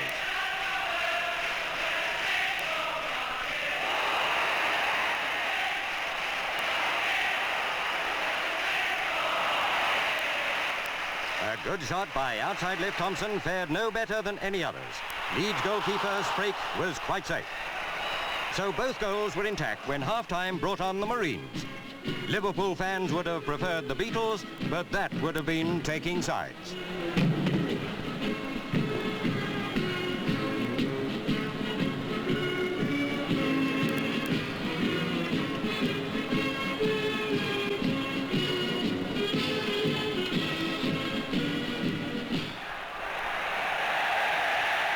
Leeds kicked off in the second half. In a lively restart, both teams seemed eager to inject a bit more life into the game. So far, the defences had proved too strong for the attack.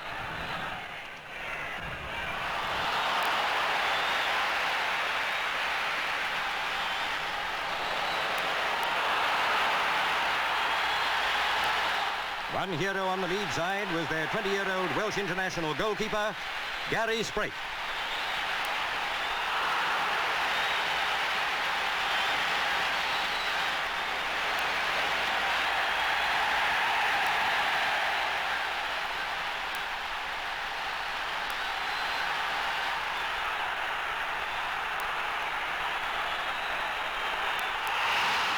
As attack after attack came to nothing, everyone was talking of extra time.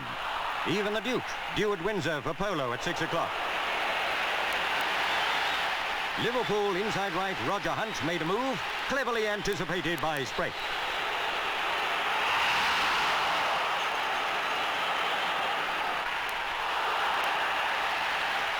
A success on the Liverpool side was Jeff Strong, playing in place of the injured Gordon Milne. In making a save, Sprake received a nasty kick on the shoulder. For a few seconds, it looked serious.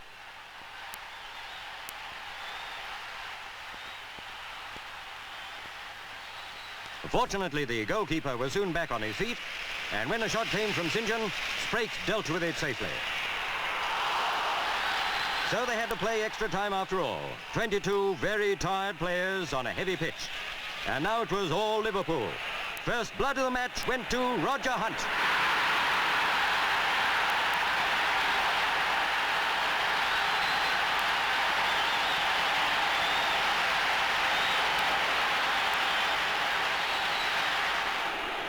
Inspired by a goal at last, Liverpool tried again, this time without success. But now Leeds hit back. Right half, Billy Bremner equalised. The game seemed back where it started.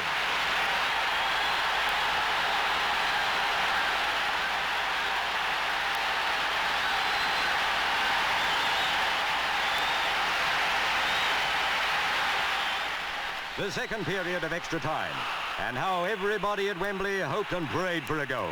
Ian St. John had a good try, but not quite good enough.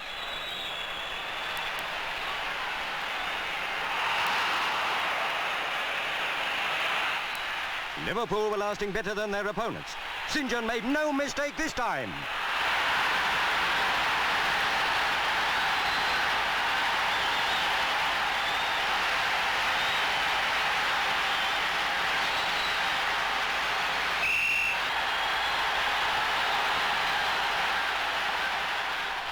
So the Marathon Cup final was all over, and Liverpool were the winners. And what a happy man was Ron Yates, leading his team up to the Royal Box. This is the triumph every footballer dreams of.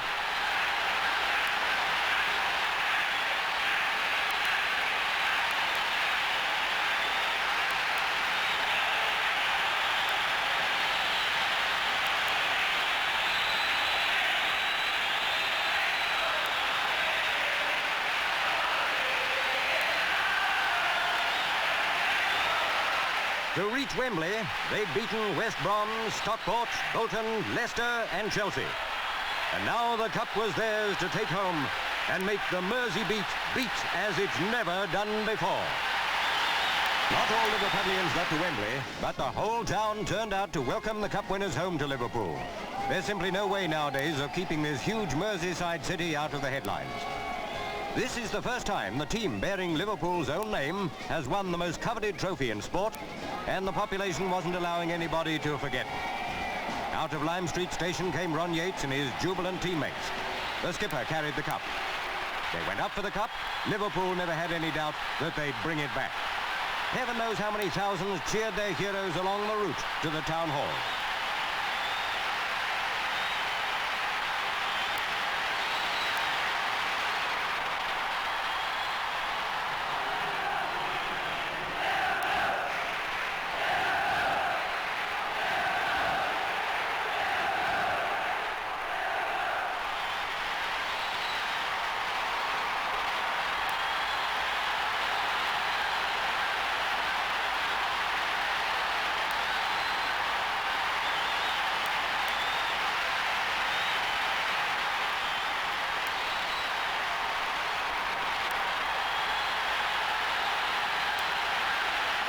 You could sense the sheer vitality of these Liverpudlians as they massed in uncountable numbers to show their unbounded enthusiasm. If they broke the bank in the process, nobody would care a rap. Ron Yates held the trophy on the town hall balcony. Everybody had had a good view already, but they couldn't see too much of it. The police had their hands more than full.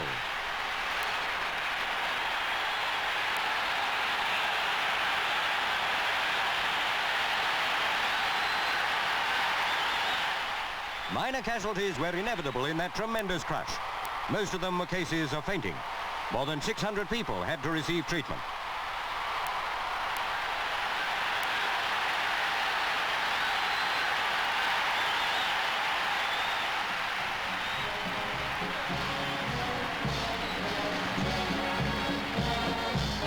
What's the league championship?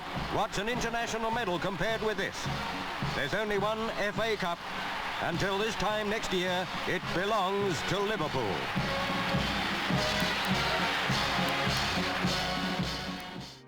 1966 will be remembered by England fans for a different shaped trophy to the FA Cup, but the greatest domestic cup competition provided its greatest final comeback, as Everton snatched victory from the jaws of defeat in what proved to be an epic final.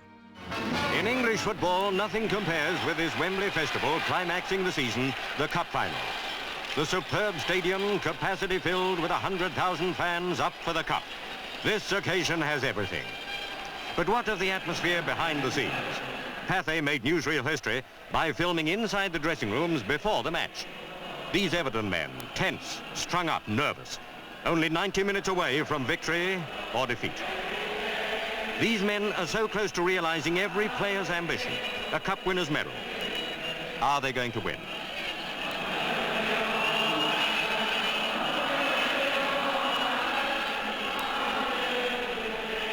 And for LeBone, a telegram. Good luck to all. Over now to Sheffield Wednesday's dressing room. The same tension, the same big question. Will the Cup be theirs? In these shots, we seem to share their feelings. Wembley nerves, the dragging seconds, and that question ticking away endlessly in their heads. Will we win?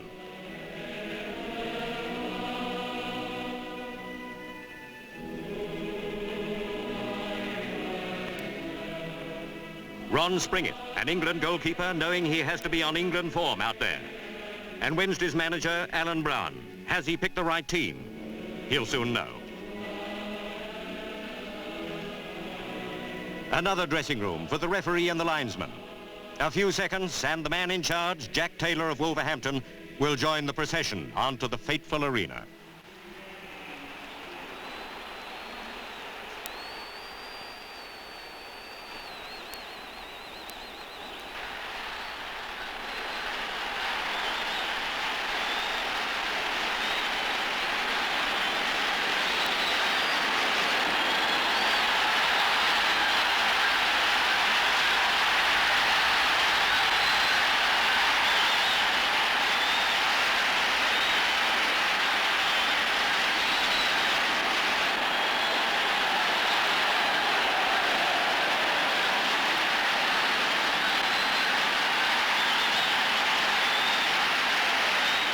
Once on the field, it was normal football match routine. LeBone and Don Megson shaking hands.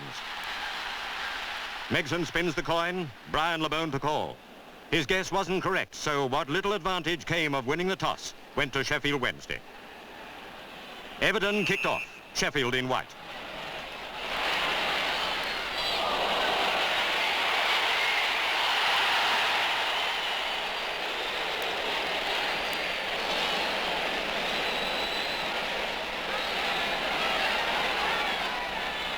After only 4 minutes, the final became electric. Jimmy McCalliog in possession. Off an Everton player, his shot found the net. Goal for Wednesday.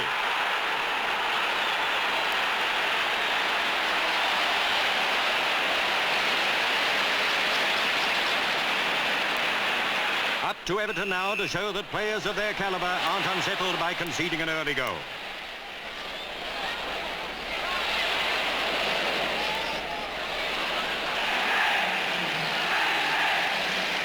Merseyside fans thought their idols had equalised when Alex Young netted, but he was offside.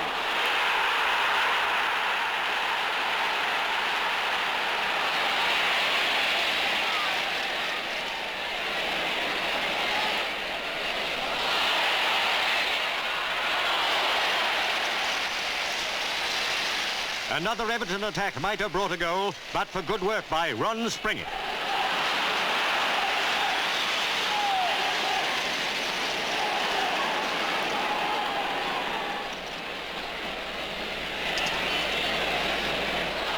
On the run of the play, Sheffield deserved their one-goal lead. Try as they would, they couldn't increase it, nor could Everton draw level.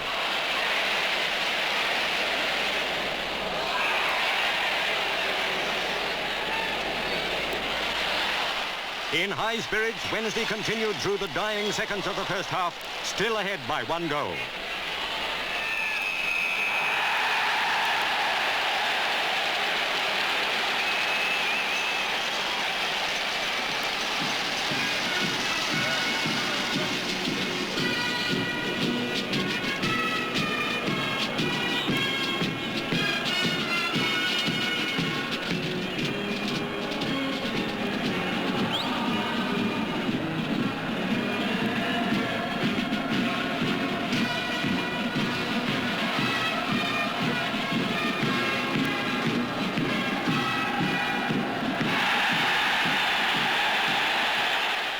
Wembley kicked off on the resumption, and the great crowd soon sensed that it was going to be a tremendous second half.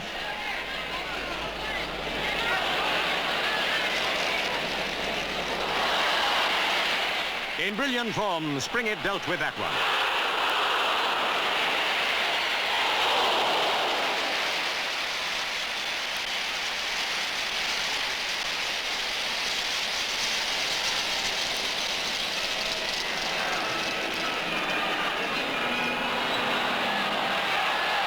For the Sheffielders, team and supporters, it was the peak of excitement when David Ford scored Wednesday's second goal.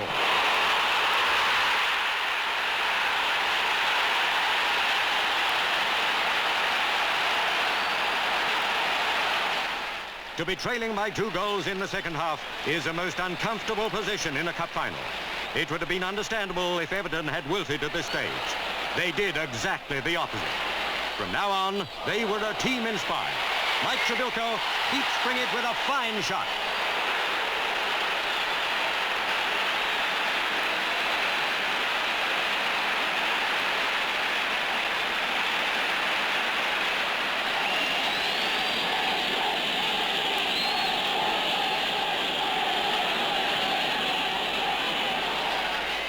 Again, it was the 21-year-old Trebilcock who scored to make it 2-2.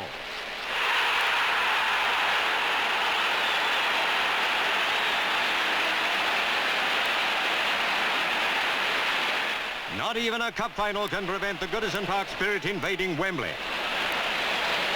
That Bobby ought to be playing at Twickenham.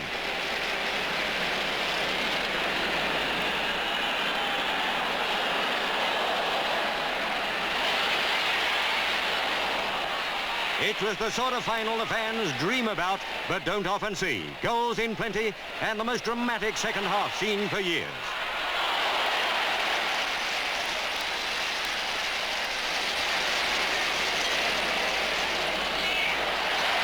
Everton put every ounce they had into a winning effort. They were twice the team they'd been in the first half. That speedy left winger, Derek Temple, had a great chance and made no mistake.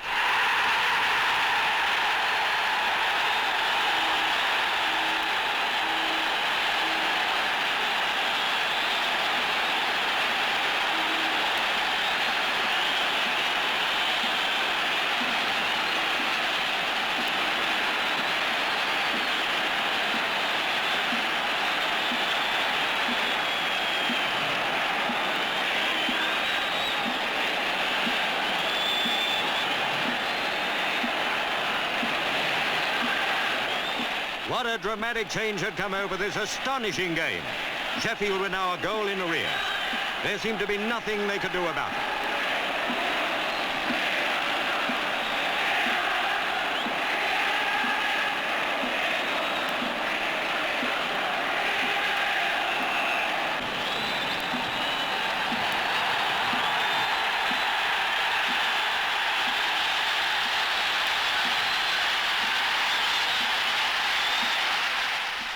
Victory to Everton and the Cup, presented by Princess Margaret.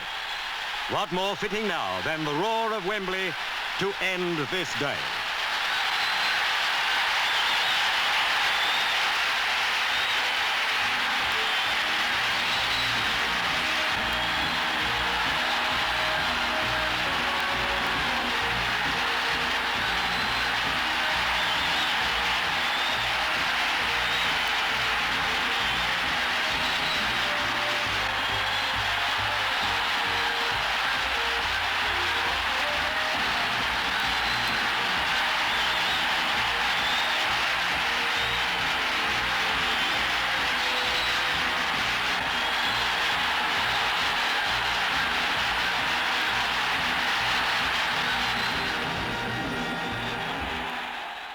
A coachload of heroes had a hero's welcome, and how they deserved it. Everton brought the cup back to Merseyside, where it had been in Liverpool's keeping for a year. And now the men of Goodison Park had won it. This FA Cup must like it up here.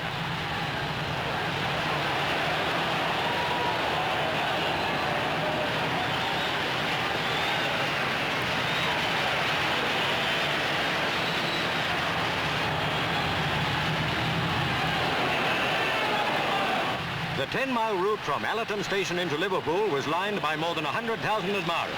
But that was nothing to the sight awaiting Everton in St George's Square. As for the sound, the cheers made it like Wembley all over again.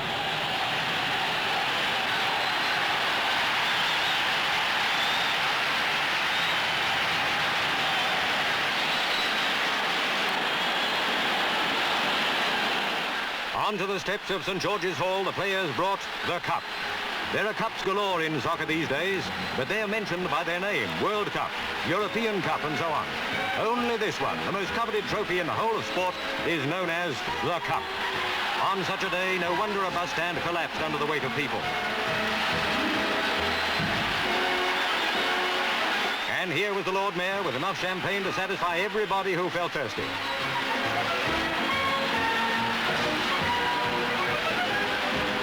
Special cheers for young Mike Trebilco, the 2-goal wonder. Before the great day was over, there were about 400 casualties, fortunately mostly minor ones. Win it next year, and it ought to be Merseyside's for good. The Cup would leave Merseyside in 1967 and return to a Spurs side who, with victory over their local rivals, Chelsea, confirmed themselves as the FA Cup team of the decade. Great Wembley, not long ago the focal point for world soccer, now the setting for the greatest prize of English football, the FA Cup. This year a Cockney Cup final, Chelsea versus Tottenham Hotspur, two brilliant London teams. Outside, those without a hope of getting in. Inside, 100,000 let out the Wembley roar. Spurs went straight into the attack. Chelsea quickly replied. Charlie Cook surged down the right wing.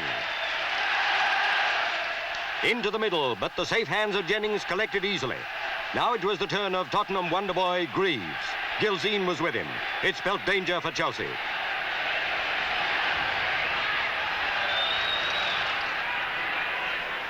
No luck for Saul that time. McCready for Chelsea. His upfield clearance found Hollins. A great try, and what a save. From the corner, it was Jennings who again took Spurs out of danger.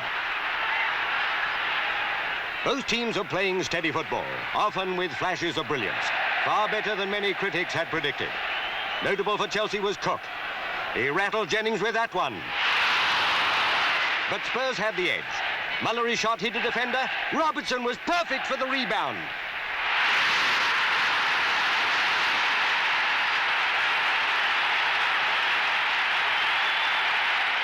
"45 minutes gone, Spurs 1 goal ahead. Bad for Chelsea. The interval robbed them of the chance to strike back while the iron was hot. And Chelsea felt it, but it was only 1 goal, and both teams looked serious as they went off at half-time. Let's relive that first half through some of the faces in the crowd. The faces of Wembley.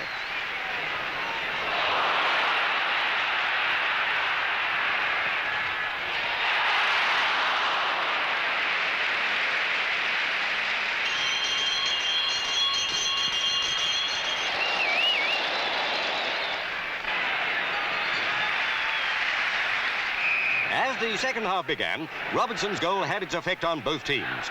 Spurs bent on increasing their lead, Chelsea on drawing level and going ahead themselves.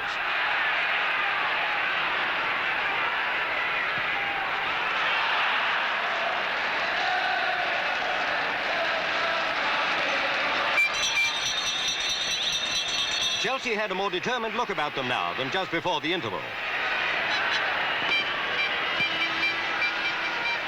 A centre from the right, and Haitley's header went just over.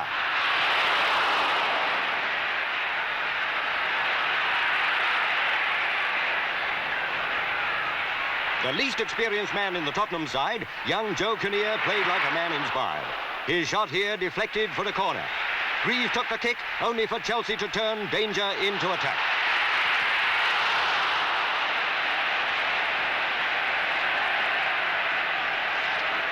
Eddie McCready's header gave Jennings little trouble.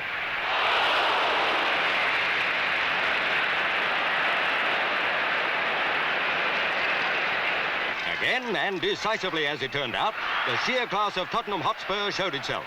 From Robertson's header, Frank Saul shot into the net.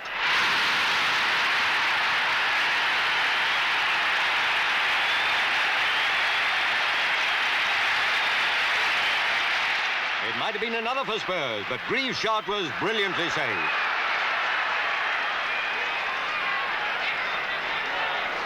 On came Chelsea now. Baldwin to Hateley, but still no luck. A few minutes before the end, Chelsea got a goal. Boyle centred, Tambling headed in.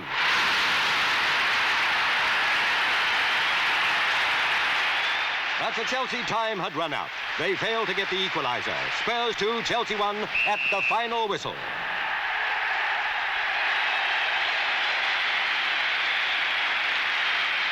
Great players and great sportsmen, London's old rivals had given the 100,000 at Wembley a final to be long remembered.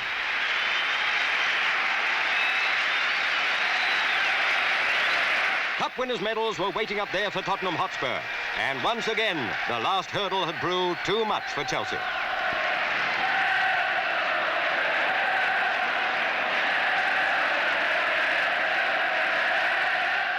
To a very proud Dave Mackay, the Duke of Kent presented the trophy, which in the whole field of sport is surely the most coveted, the FA Cup.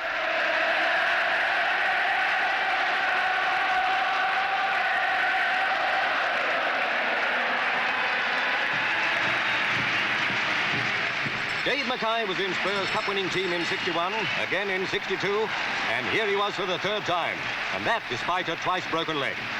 The fans have good reason to call him the Iron Man. Mike England, the man Tony Hateley couldn't master. Jimmy Greaves and Alan Gilzean, a great combination.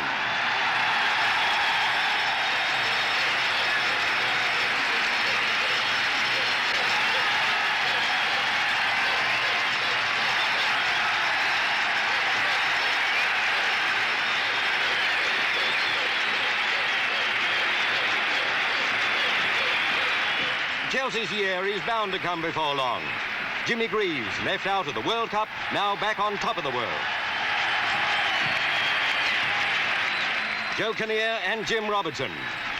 Alan Mullery, always an original, one for the pot. Finally, inspiration at the side, Dave Mackay, captain of cup-winning Tottenham Hotspur.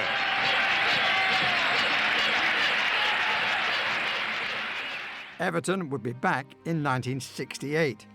Compete for a trophy they'd won 2 seasons previously. But it would be Jeff Astle's inspired West Bromwich Albion side that would come out on top to claim the Baggies' 5th FA Cup.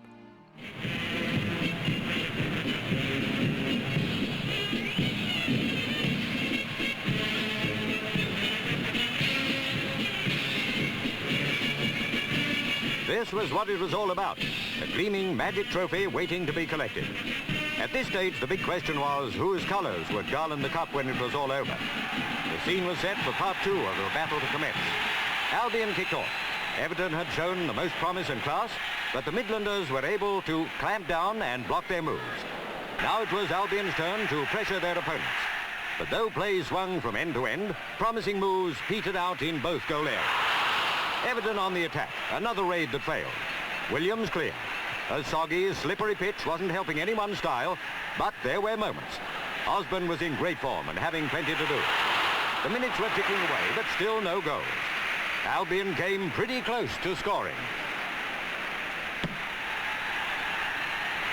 It wasn't close enough, and so the tense, nervous cup final wound its way down towards a goalless full time. Everton's Alan Ball was among the few players who'd overcome the Wembley jitters and was trying to do something about the lack of goals. Osborne was always alert to snuff out an Everton attack. The barren battle for goals continued with Albion pressing into Everton territory.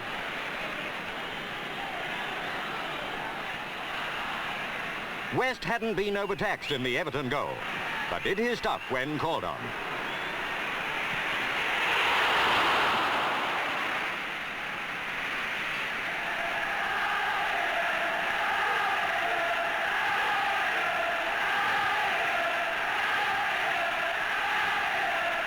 Even though the second half showed considerably more promise than the earlier 45 minutes, lack of finish and two solid defences were steering the match towards extra time.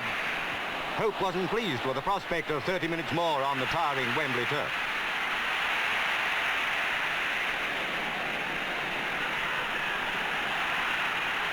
The way play had gone so far, 100,000 people might have been witnessing the first draw in the 40 years of Wembley finals.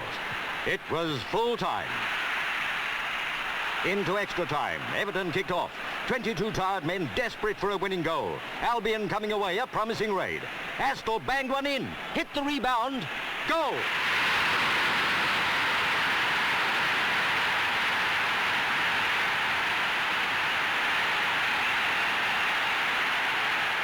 If ever a man knew the meaning of relief, it was West Brom's Osborne.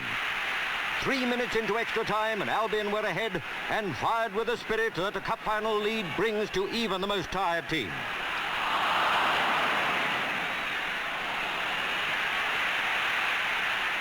This was more like it. Now the game was really alive. At half-time, Everton trailed by that solitary goal. They fought like tigers to get even in those last precious minutes. But try as they might, there was no way of getting the ball into Albion's net. Opinion says they deserve better luck. The final whistle was conclusive. West Bromwich Albion were FA Cup winners of 1968.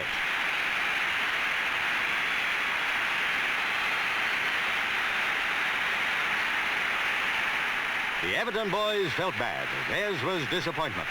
But up at the Royal Box, the lads from West Brom knew the feeling of glory as Princess Alexandra presented the cup to jubilant Williams. This was that magic football moment.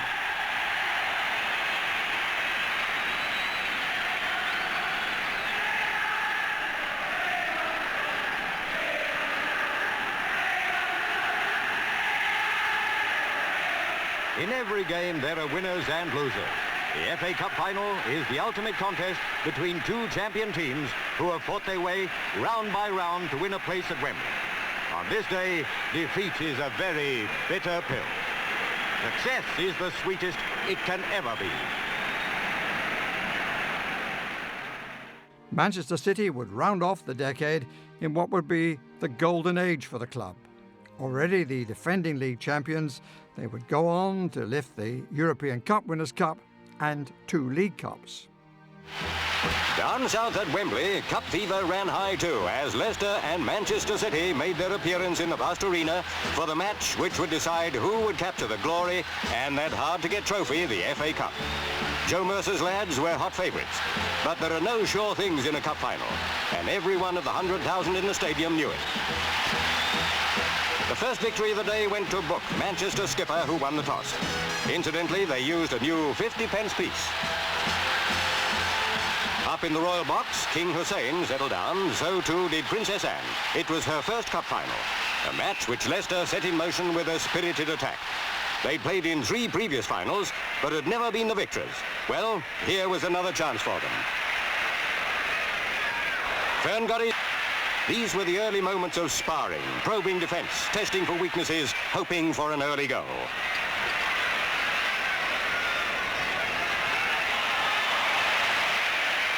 Leicester cleared their lines and mounted an attack. At this stage, they seemed determined and dangerous. Certainly not like a team fighting relegation.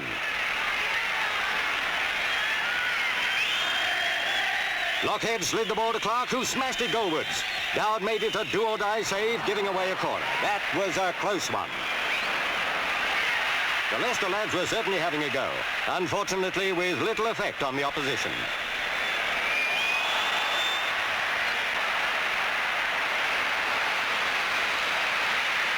Now Manchester's moment of glory had arrived. That goal was the tonic Manchester needed. Their supporters could already see the cup on its way to their part of the world. From then on, there didn't seem to be any stopping them. They were dominant. Apart from the brief period of supremacy by Leicester early on, Manchester City now held all the aces. Shilton was a mighty barrier. Nevertheless, at half-time, Leicester were trailing by the only goal of the match. There was another 45 minutes to go. Leicester and their fans still had hope as the stadium settled down to the interval entertainment.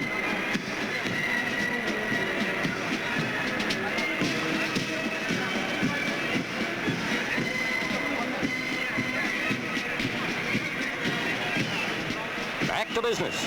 Manchester straight into the attack. They appeared to have the measure of the men in blue and white. In from the wing came a danger threat. Again, Shilton made a great save. The Leicester defenders moved the ball away upfield.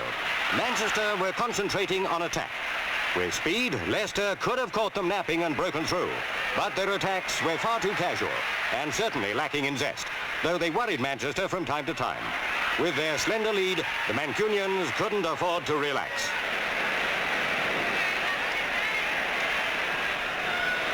Those red and black stripes seemed to be everywhere, hammering at the Leicester defence. Clearance after clearance was picked up, giving the Leicester boys little chance of a breather.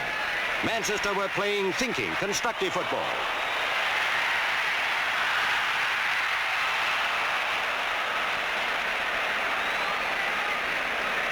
While Manchester were undoubtedly masters of the match, they'd certainly been given a good run for their money. Try as they might, they found it impossible to increase their lead. At the same time, Leicester didn't look like scoring, and the final whistle was only seconds away. That was it. Manchester City had won the cup. A very well-deserved win, their 4th victory in 7 Wembley visits. This was that very special moment. The cup was theirs. No more worries, just the delight of having done it. What a moment for Joe Mercer. Up that long flight of stairs, they came to receive the cup. This, too, was the greatest moment for their supporters, as Tony Brooke, followed by his mighty men, prepared to receive the trophy from Princess Anne.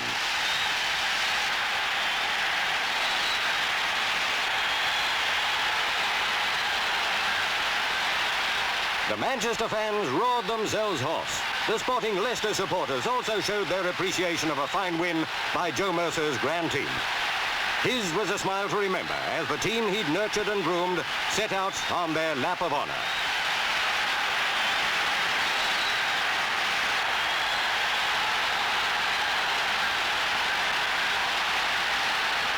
It's a couple of 100 miles from Wembley to Manchester, but they could probably hear the cheers of victory up north as those oh so happy supporters let their team know how they felt about the win that made the Mercer men FA Cup champions of 1969.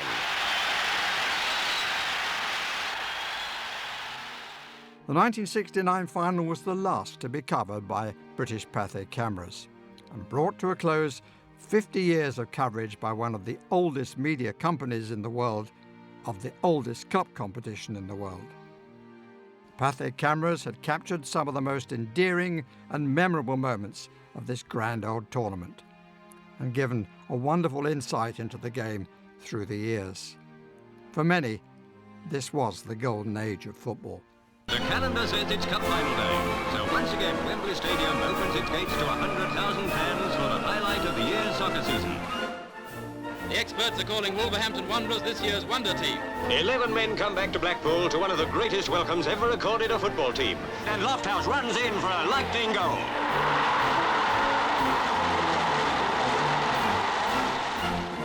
Tough luck for a sensational try that would have shaken Newcastle. Anderson puts it just wide of Scott's right hand and makes it 2 up at half-time. Not even a cup final can prevent the Goodison Park spirit invading Wembley. And that's the way it went at this year's Cup Final.